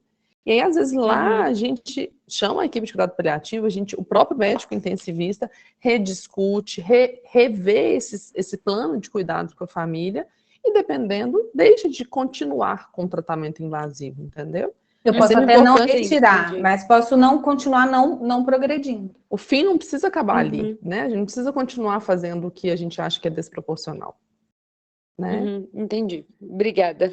Nada. E aí é isso aqui, ó. O desejo do paciente e a família devem ser sempre levados em conta na tomada da decisão de forma compartilhada.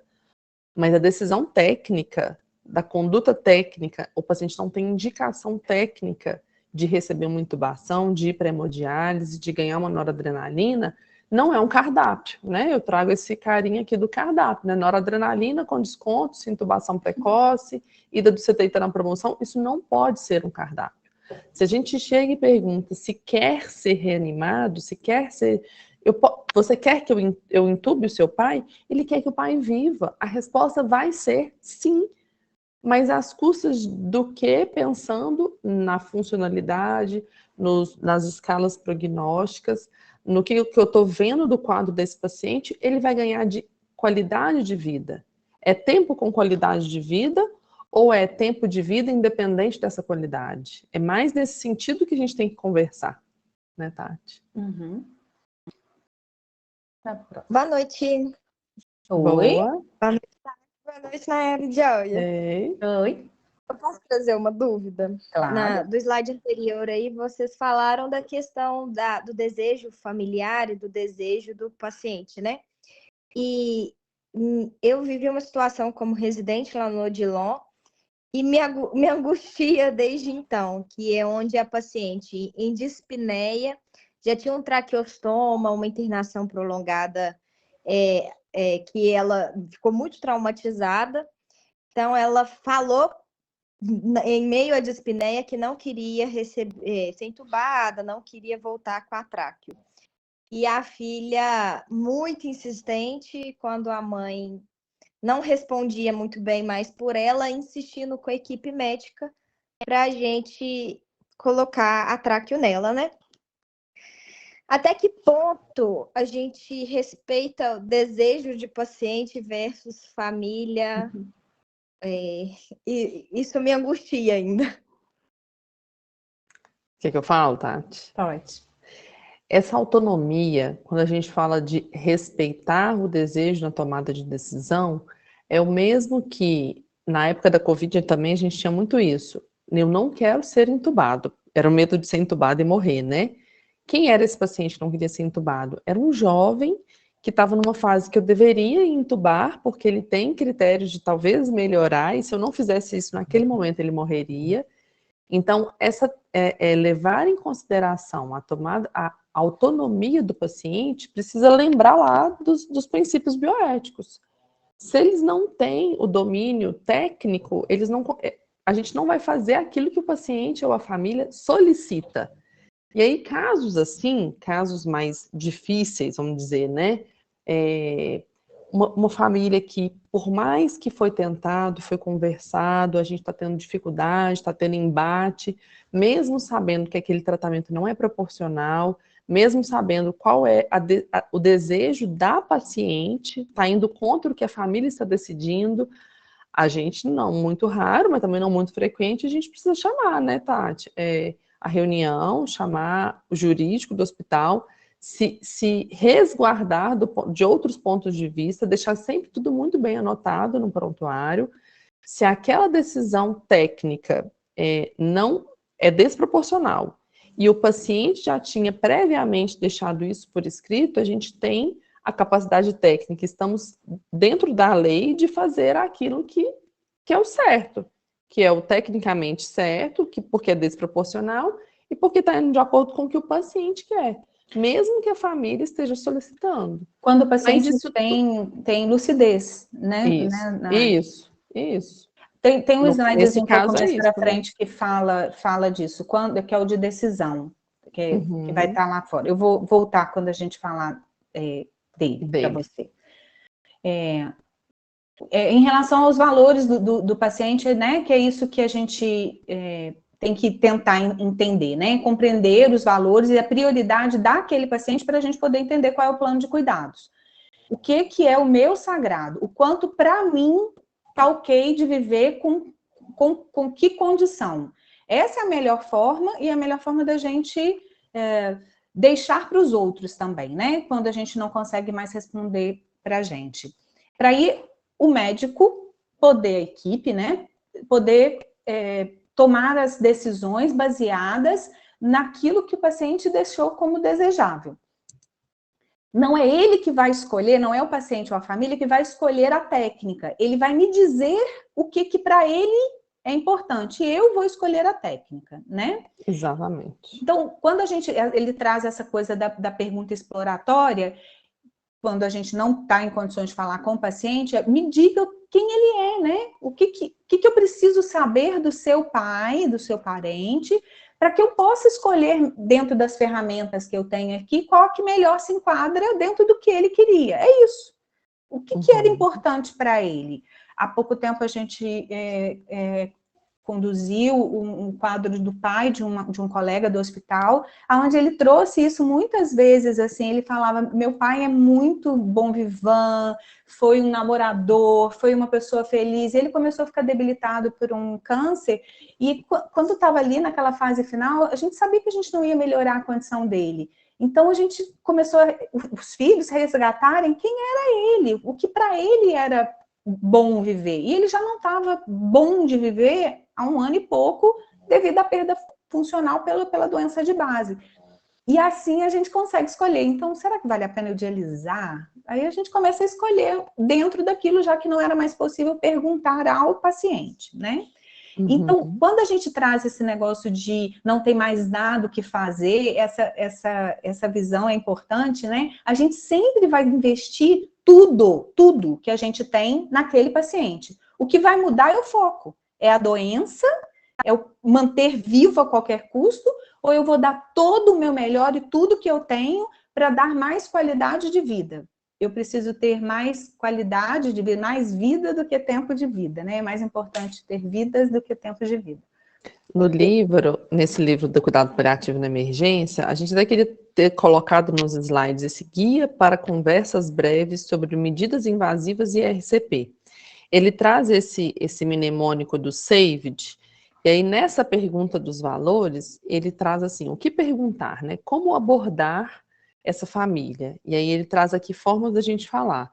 Para decidir que tratamentos podemos trazer maior benefício para sua mãe, eu preciso saber mais sobre ela. Quais são os tipos de atividade que ela fazia no dia a dia antes de ficar doente? E aí a gente entende quem era essa doente, né? É o famoso mamãe é ótima. Quais atividades ela fazia? Ah, não, a mãe já não fazia mais nada há 3 anos, né?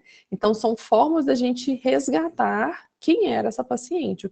Eu preciso saber de você, de quem era essa paciente na minha frente, para a gente entender os tratamentos que nós vamos oferecer.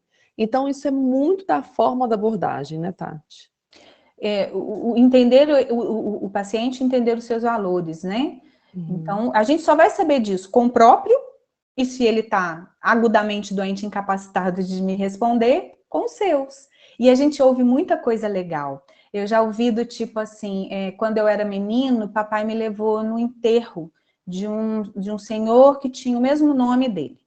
E aí, naquele enterro, ele viu os filhos chorando muito e tal, e ele me chamou num canto e ele falou da morte, que ele não entendia por que aqueles filhos estavam naquele sofrimento todo, se era uma pessoa muito idosa, já sofrida, que a morte faz parte da vida.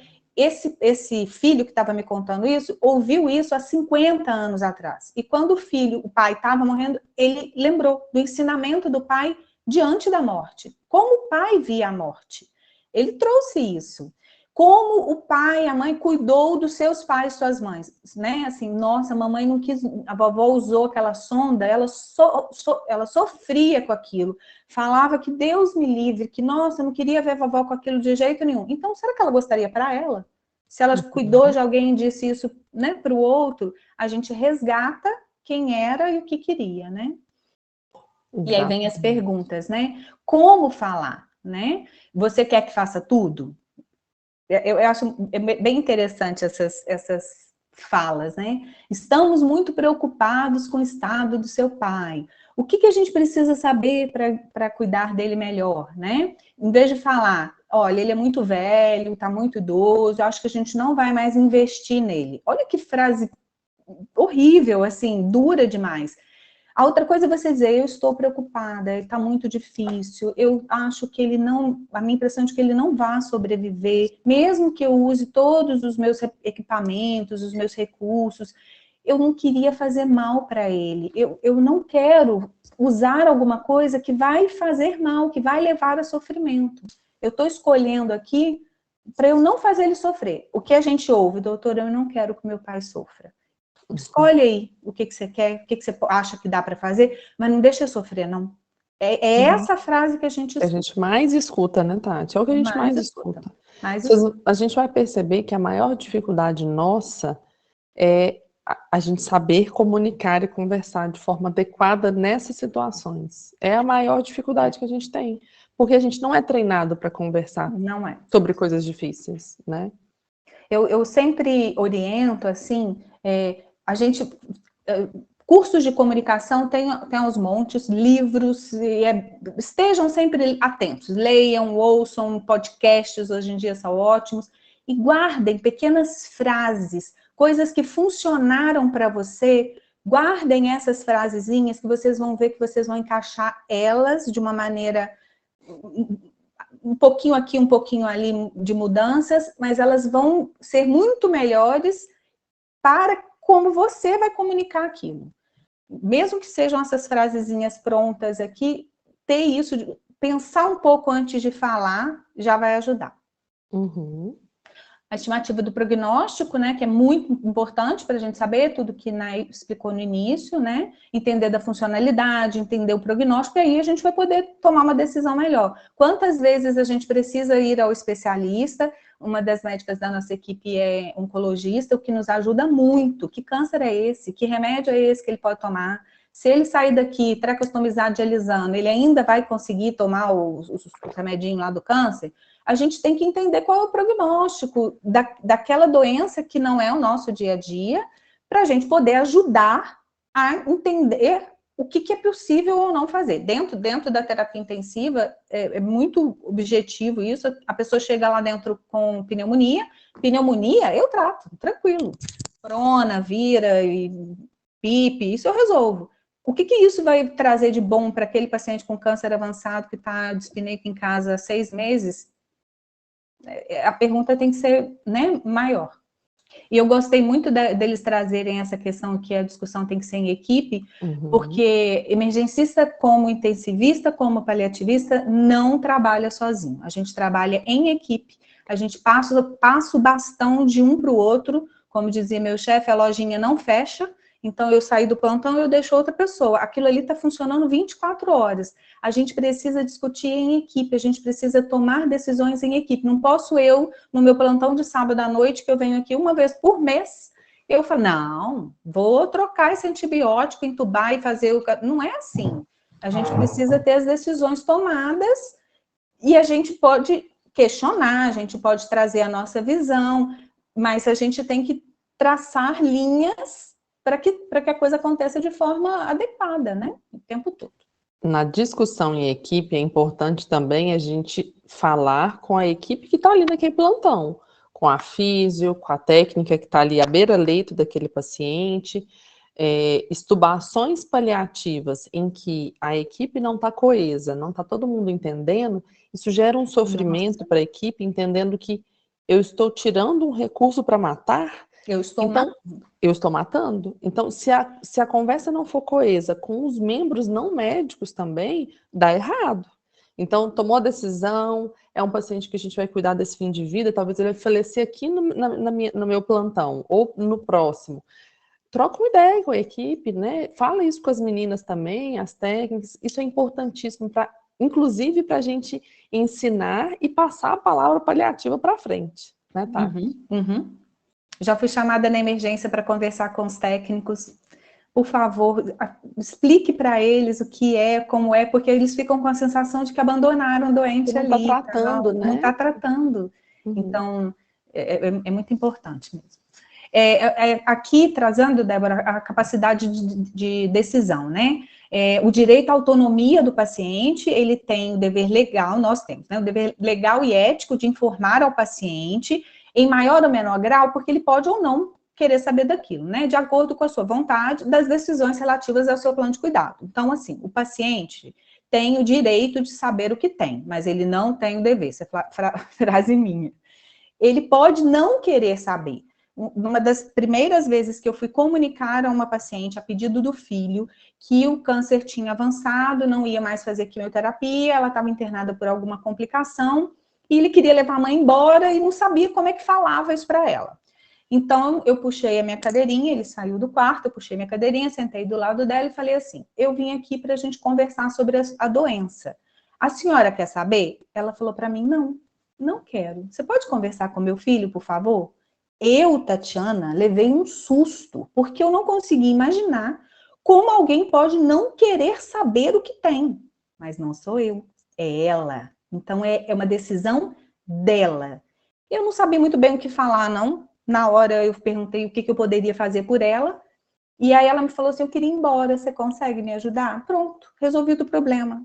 Fui para o filho e falei, olha, ela não quer falar sobre o assunto, ela já entendeu, ela sabia que tinha câncer, sabia que era incurável, não estava mais no hospital do câncer, o médico oncologista já não estava mais passando, ela entendeu, chegou a hora, ela sabia que isso ia acontecer, ela estava informada disso. E ela queria ir embora, o filho queria levar embora, então pronto. Ela foi para a cidade dela, uma cidade aqui perto, e a gente soube que faleceu lá. Não lembro se em casa, mas estava bem que o filho deu um retorno para a gente. E aí, quando a gente vai tomar essa decisão, a gente precisa entender do paciente, se ele compreende a informação, ele repetir com as suas próprias palavras a informação. Tem uma coisa delicada que a gente não pode fazer prova. Tipo assim, falei, agora me repete aqui que eu quero ver se o senhor entendeu. Fica, principalmente as pessoas muito humildes, assim, eles ficam meio apertados e não sabem falar com aquelas palavras e tal. O ideal é que seja rechecado por uma outra pessoa. Então, nós que somos do cuidado paliativo, é muito comum ter informação pelo médico assistente e a gente vai conversar, me conta um pouco, o que o médico te disse? Aí ele vai me passar, eu vou conseguir entender se ele entendeu ou não e aonde que estão as lacunas, né, do que não foi bem entendido. Então, a minha conversa fica mais fácil. Ele tem que demonstrar entendimento da situação e o entendimento, né, da situação e das suas consequências. Ele tem que saber o que está acontecendo e que se ele não fizer aquilo, X, Y, Z, ou que se ele fizer, o que pode acontecer. Ele tem que entender a situação como um todo. Eles trazem isso assim, ele precisa embasar a sua decisão de uma forma racional e lógica dentro das suas convicções, da dele, né? Então ele fala, eu não quero por isso. E aquilo tem que fazer uma lógica, senão você não está sabendo se ele está só repetindo algo que disseram para ele, se ele tem realmente entendeu o que está acontecendo. Por exemplo, um paciente testemunha de Jeová que recusa transfusão. Existe uma lógica, existe um porquê. Se você concorda ou não concorda, não é essa a questão. É a dele. Ele tem uma decisão lógica para aquilo, né? Dentro dos seus valores. Tem mais um, Nani? Esse artigo. Esse aqui é um artigo que tem naquele podcast que eu coloquei aí mais cedo, que é o Cuidados Paliativos na Emergência. Esse é um artigo que analisou, por meio de entrevista, 90 famílias cujos pacientes, né, os seus familiares morreram em diferentes contextos, tanto no hospital, quanto no CTI, quanto numa enfermaria, numa unidade paliativa. E aí, o que ele trouxe sobre essa comunicação da incerteza prognóstica em contextos de fim de vida e essas experiências da família, né? O que ele trouxe, principalmente isso aqui, ó, para mim, foi o mais importante, a falta da percepção de que o paciente estava doente o suficiente para morrer. As famílias não têm a ideia clara e do ponto de vista médico e clínico que aquela doença está na fase final e que aquela pode ser a última exacerbação e o motivo do óbito do familiar. Então, a maioria dos familiares falaram, eu não imaginei que o meu familiar estava tão doente que ele poderia morrer. E por que isso aconteceu muito? Por falta de comunicação sobre esse prognóstico com antecedência, a dissonância entre os cuidados oferecidos e a evolução clínica. Como assim que está morrendo? Ontem ele estava estável com a noradrenalina 50 ml/hora. O que é isso estável? Ele está grave, mas ele está estável? É o que a gente ouve muito, né? Nessas passagens de plantão e essas notícias. Tá grave, mas está tolerando o desmame da noradrenalina. Isso não significa nada para a família. Então fica, estava oferecendo e aí hoje está morrendo? Então fica confuso para a família. O uso inapropriado desses eufemismos, não está bem, está muito grave. O muito grave é uma fala muito genérica e que não exprime a real gravidade do paciente para aquela família que está ouvindo. Então, dizer que está muito grave não significa nada. A gente tem que esmiuçar o quão grave é. Eu vou precisar trazer a piora funcional, a piora cognitiva, as exacerbações múltiplas, a não resposta ao tratamento instituído, mesmo após várias tentativas. Então, a gente precisa esmiuçar de forma bem clara, para não gerar essa confusão e essa angústia. Eu não tinha entendido que estava tão ruim para morrer. Isso gera falsa esperança e até a suspeita do erro ou negligência. Mas ontem, quem passou o boletim falou que ele estava respondendo bem. Quem que era esse paciente que estava respondendo bem? Um paciente entubado, que está subindo, que está ainda ganhando noradrenalina, vasopressina, que está ganhando, mas não está subindo, mas ele continua muito grave, né? Então, o que esse artigo traz é comunicar de forma precoce a incerteza prognóstica.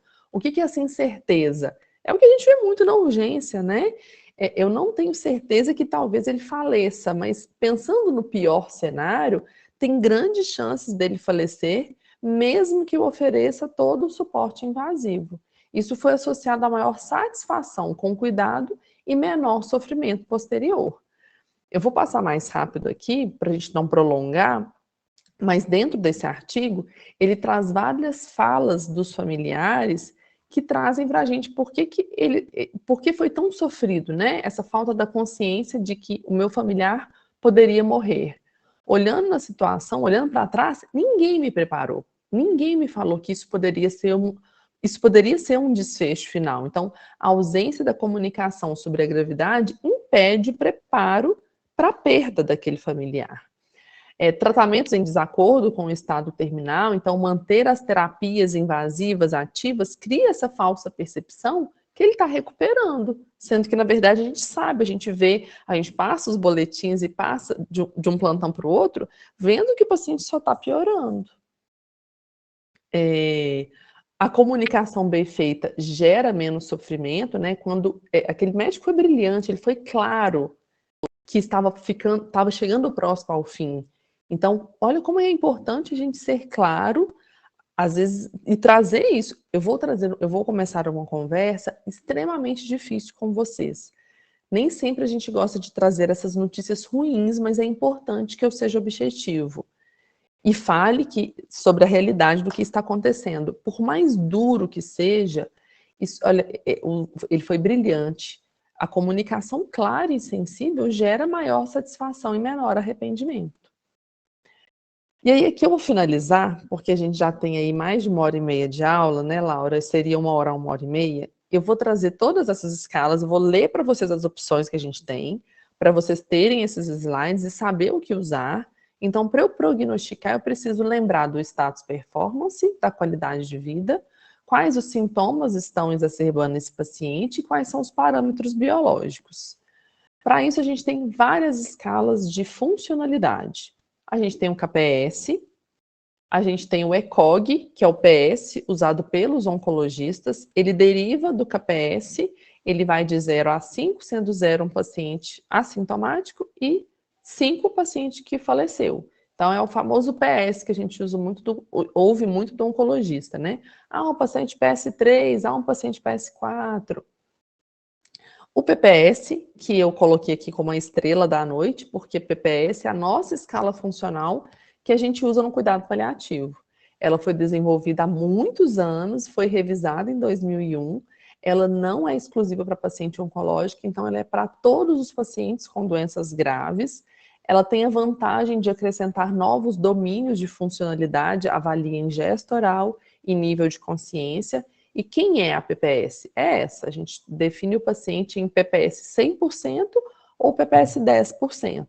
A gente avalia deambulação, atividade de doença, se o paciente é capaz de realizar o seu autocuidado de forma completa, ou com alguma assistência, ou com dependência completa, como que está em gesto oral e o nível de consciência. E aí a gente vai definir esse paciente de cima para baixo, daqui, da esquerda para a direita, em qual nível de PPS ele se encontra. E o PPS já traz para a gente um prognóstico. Um paciente de PPS de 50 ou menos já é um paciente de um prognóstico pior, de uma sobrevida de menos de 6 meses, na maioria das vezes. As escalas geriátricas de funcionalidade, que a gente geriatra usa muito, que é a de Lawton e a de Katz, essa para as atividades instrumentais e essa para as atividades básicas, que significa o autocuidado. E quando a gente vai falar de prognóstico por doença, né? A gente tem a diferença de prognóstico das doenças oncológicas para as não oncológicas. Nas doenças oncológicas, a gente tem vários indicadores prognósticos, GPS, PAP-score, PPI, que vai nos trazer sobrevida de 30 dias ou de meses. No caso da PAP-score, eu deixei aqui o QR Code, porque aqui já sai direto num site que a gente pode pôr no Safari como favorito. A gente vai ver os critérios aqui. O paciente tem dispneia, anorexia, a gente usa o Karnofsky Performance Status, que é uma escala, a escala de funcionalidade, um preditor de sobrevida em semanas. Esse preditor aqui, ele é totalmente subjetivo, é do médico que está fazendo. Eu acho que esse paciente tem uma sobrevida de mais de 12 semanas, de 5 a 6 semanas ou de pouquíssimas semanas. Usa um hemograma e a porcentagem de linfócitos. A gente vai somar e vai colocar esse paciente nos grupos A, B ou C. E vai entender se ele tem mais de 70% de sobrevida, de chance de sobreviver em 30 dias, de 30 a 70, ou menos de 30% de chance de sobrevida em 30 dias. Então, o PAP score é para uma sobrevida de até 30 dias, para a gente calcular um prognóstico de sobrevida de 30 dias. E o PPI, um prognóstico de até 90 dias. 90, 60 ou 12 dias. Para usar o PPI, a gente usa o Palliative Performance Scale, que é o PPS. A gente vai colocar ali o PPS de 10 a 20, 30 a 50 ou maior que 60. A ingesta oral, se tem edema ou não, se tem dispneia em repouso ou não, e se tem delírio ou não. Soma os pontos e coloca nesse score, A, B ou C. Se é um paciente que tem um prognóstico de 3 meses, de 2 meses, ou de algumas semanas, 12 dias. Então, esses são os prognósticos para doenças oncológicas. Quando a gente fala das doenças não oncológicas, a gente não tem uma escala bonitinha, igual a gente tem a PPI, para as doenças não oncológicas. Por quê? São muitas doenças não oncológicas, são muitas doenças clínicas. A gente tem alguns estudos e alguns critérios clínicos que vão nos dizer sobrevida estimada de até 6 meses. A gente tem esse, que é um guideline, que foi um dos primeiros guidelines que trouxe prognóstico das doenças não oncológicas, que é de 1999, mas ele continua sendo atual. E a gente tem o banco de dados da Medline, que fez um estudo prospectivo de 1980 a 2010 e avaliou fatores prognósticos para essas doenças não oncológicas. E aí, nessa revisão sistemática, ele traz para cada uma das doenças.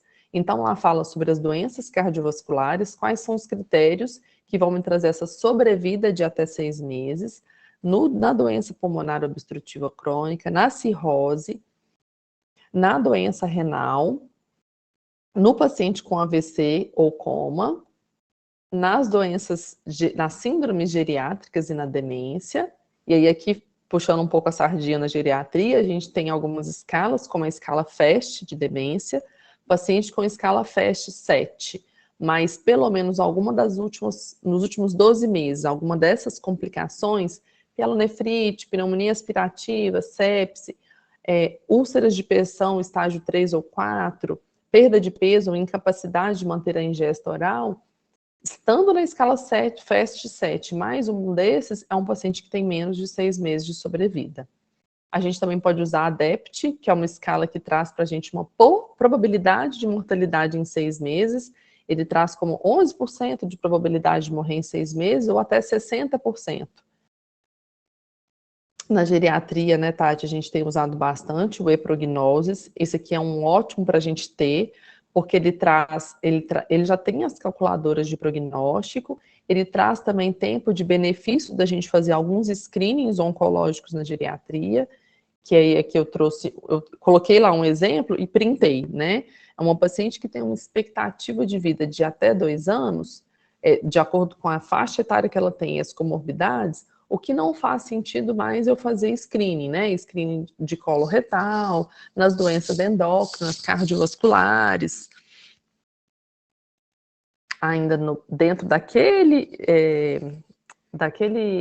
artigo do Medline que fez aquela revisão, que traz todas as doenças não oncológicas, ele também traz essa síndrome de declínio global, que a gente fala de failure to thrive, que é como se fosse essa espiral de fragilidade física, cognitiva e funcional. É aquele idoso que não tem demência, mas ele vem fragilizando, né? Então, aqui ele traz alguns critérios. E aí, para finalizar, né, ficou fácil, né? Agora é só a gente comunicar. E que não na minha opinião, das conversas difíceis, o mais difícil são as estratégias de como comunicar e como conversar.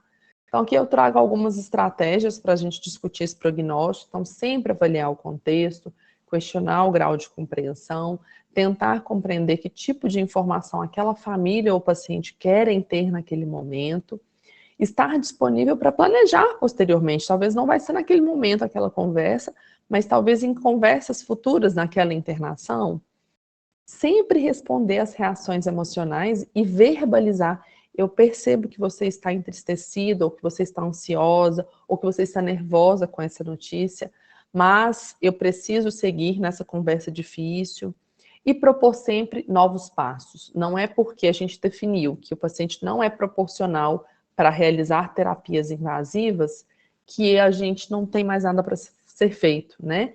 Existem novos passos, então eu não vou entubar, mas a gente vai tratar a falta de ar, nós vamos começar a morfina por causa disso, vamos começar numa dose baixa, vamos analisar e vamos acompanhar os efeitos colaterais, então é importantíssimo planejar os próximos passos. E aí eu finalizei aqui, que eu falei que dividiríamos a aula em três partes. Definição de suporte não foi o foco, mas vocês perceberam que a gente falou do que é invasivo, do que não é invasivo, do que é proporcional e do que não é proporcional. E aqui, para finalizar, as referências. E uma frase da Cicely, que era uma pessoa que eu gostaria da gente ter falado um pouquinho, né, Tati? Cicely Saunders é a mãe dos cuidados paliativos. Ela foi formada em enfermagem, assistente social, capelania e médica. Ela começou o cuidados paliativos lá na década de 50 e ela traz essa frase que a forma como as pessoas morrem fica na memória dos que sobrevivem. E com isso a gente agradece o final da aula e eu deixo aqui o QR Code para vocês baixarem, para justamente vocês terem esse mundo de escalas aí. Nayara, Tati, nossa, quero agradecer demais essa aula, assim. Sou suspeita que eu gosto muito desse tema, mas foi realmente excelente. Eu acho que muito esclarecedora, justamente o tipo de discussão que a gente precisava muito, sabe? Aqui, a gente como equipe, na UPA, seja o pessoal que fica mais na porta, ou a gente que fica mais na sala vermelha. Mas, assim, foi muito bom. Tenho certeza que o estudo não finaliza nessa aula, né? Porque, como vocês mesmos mostraram, são muitas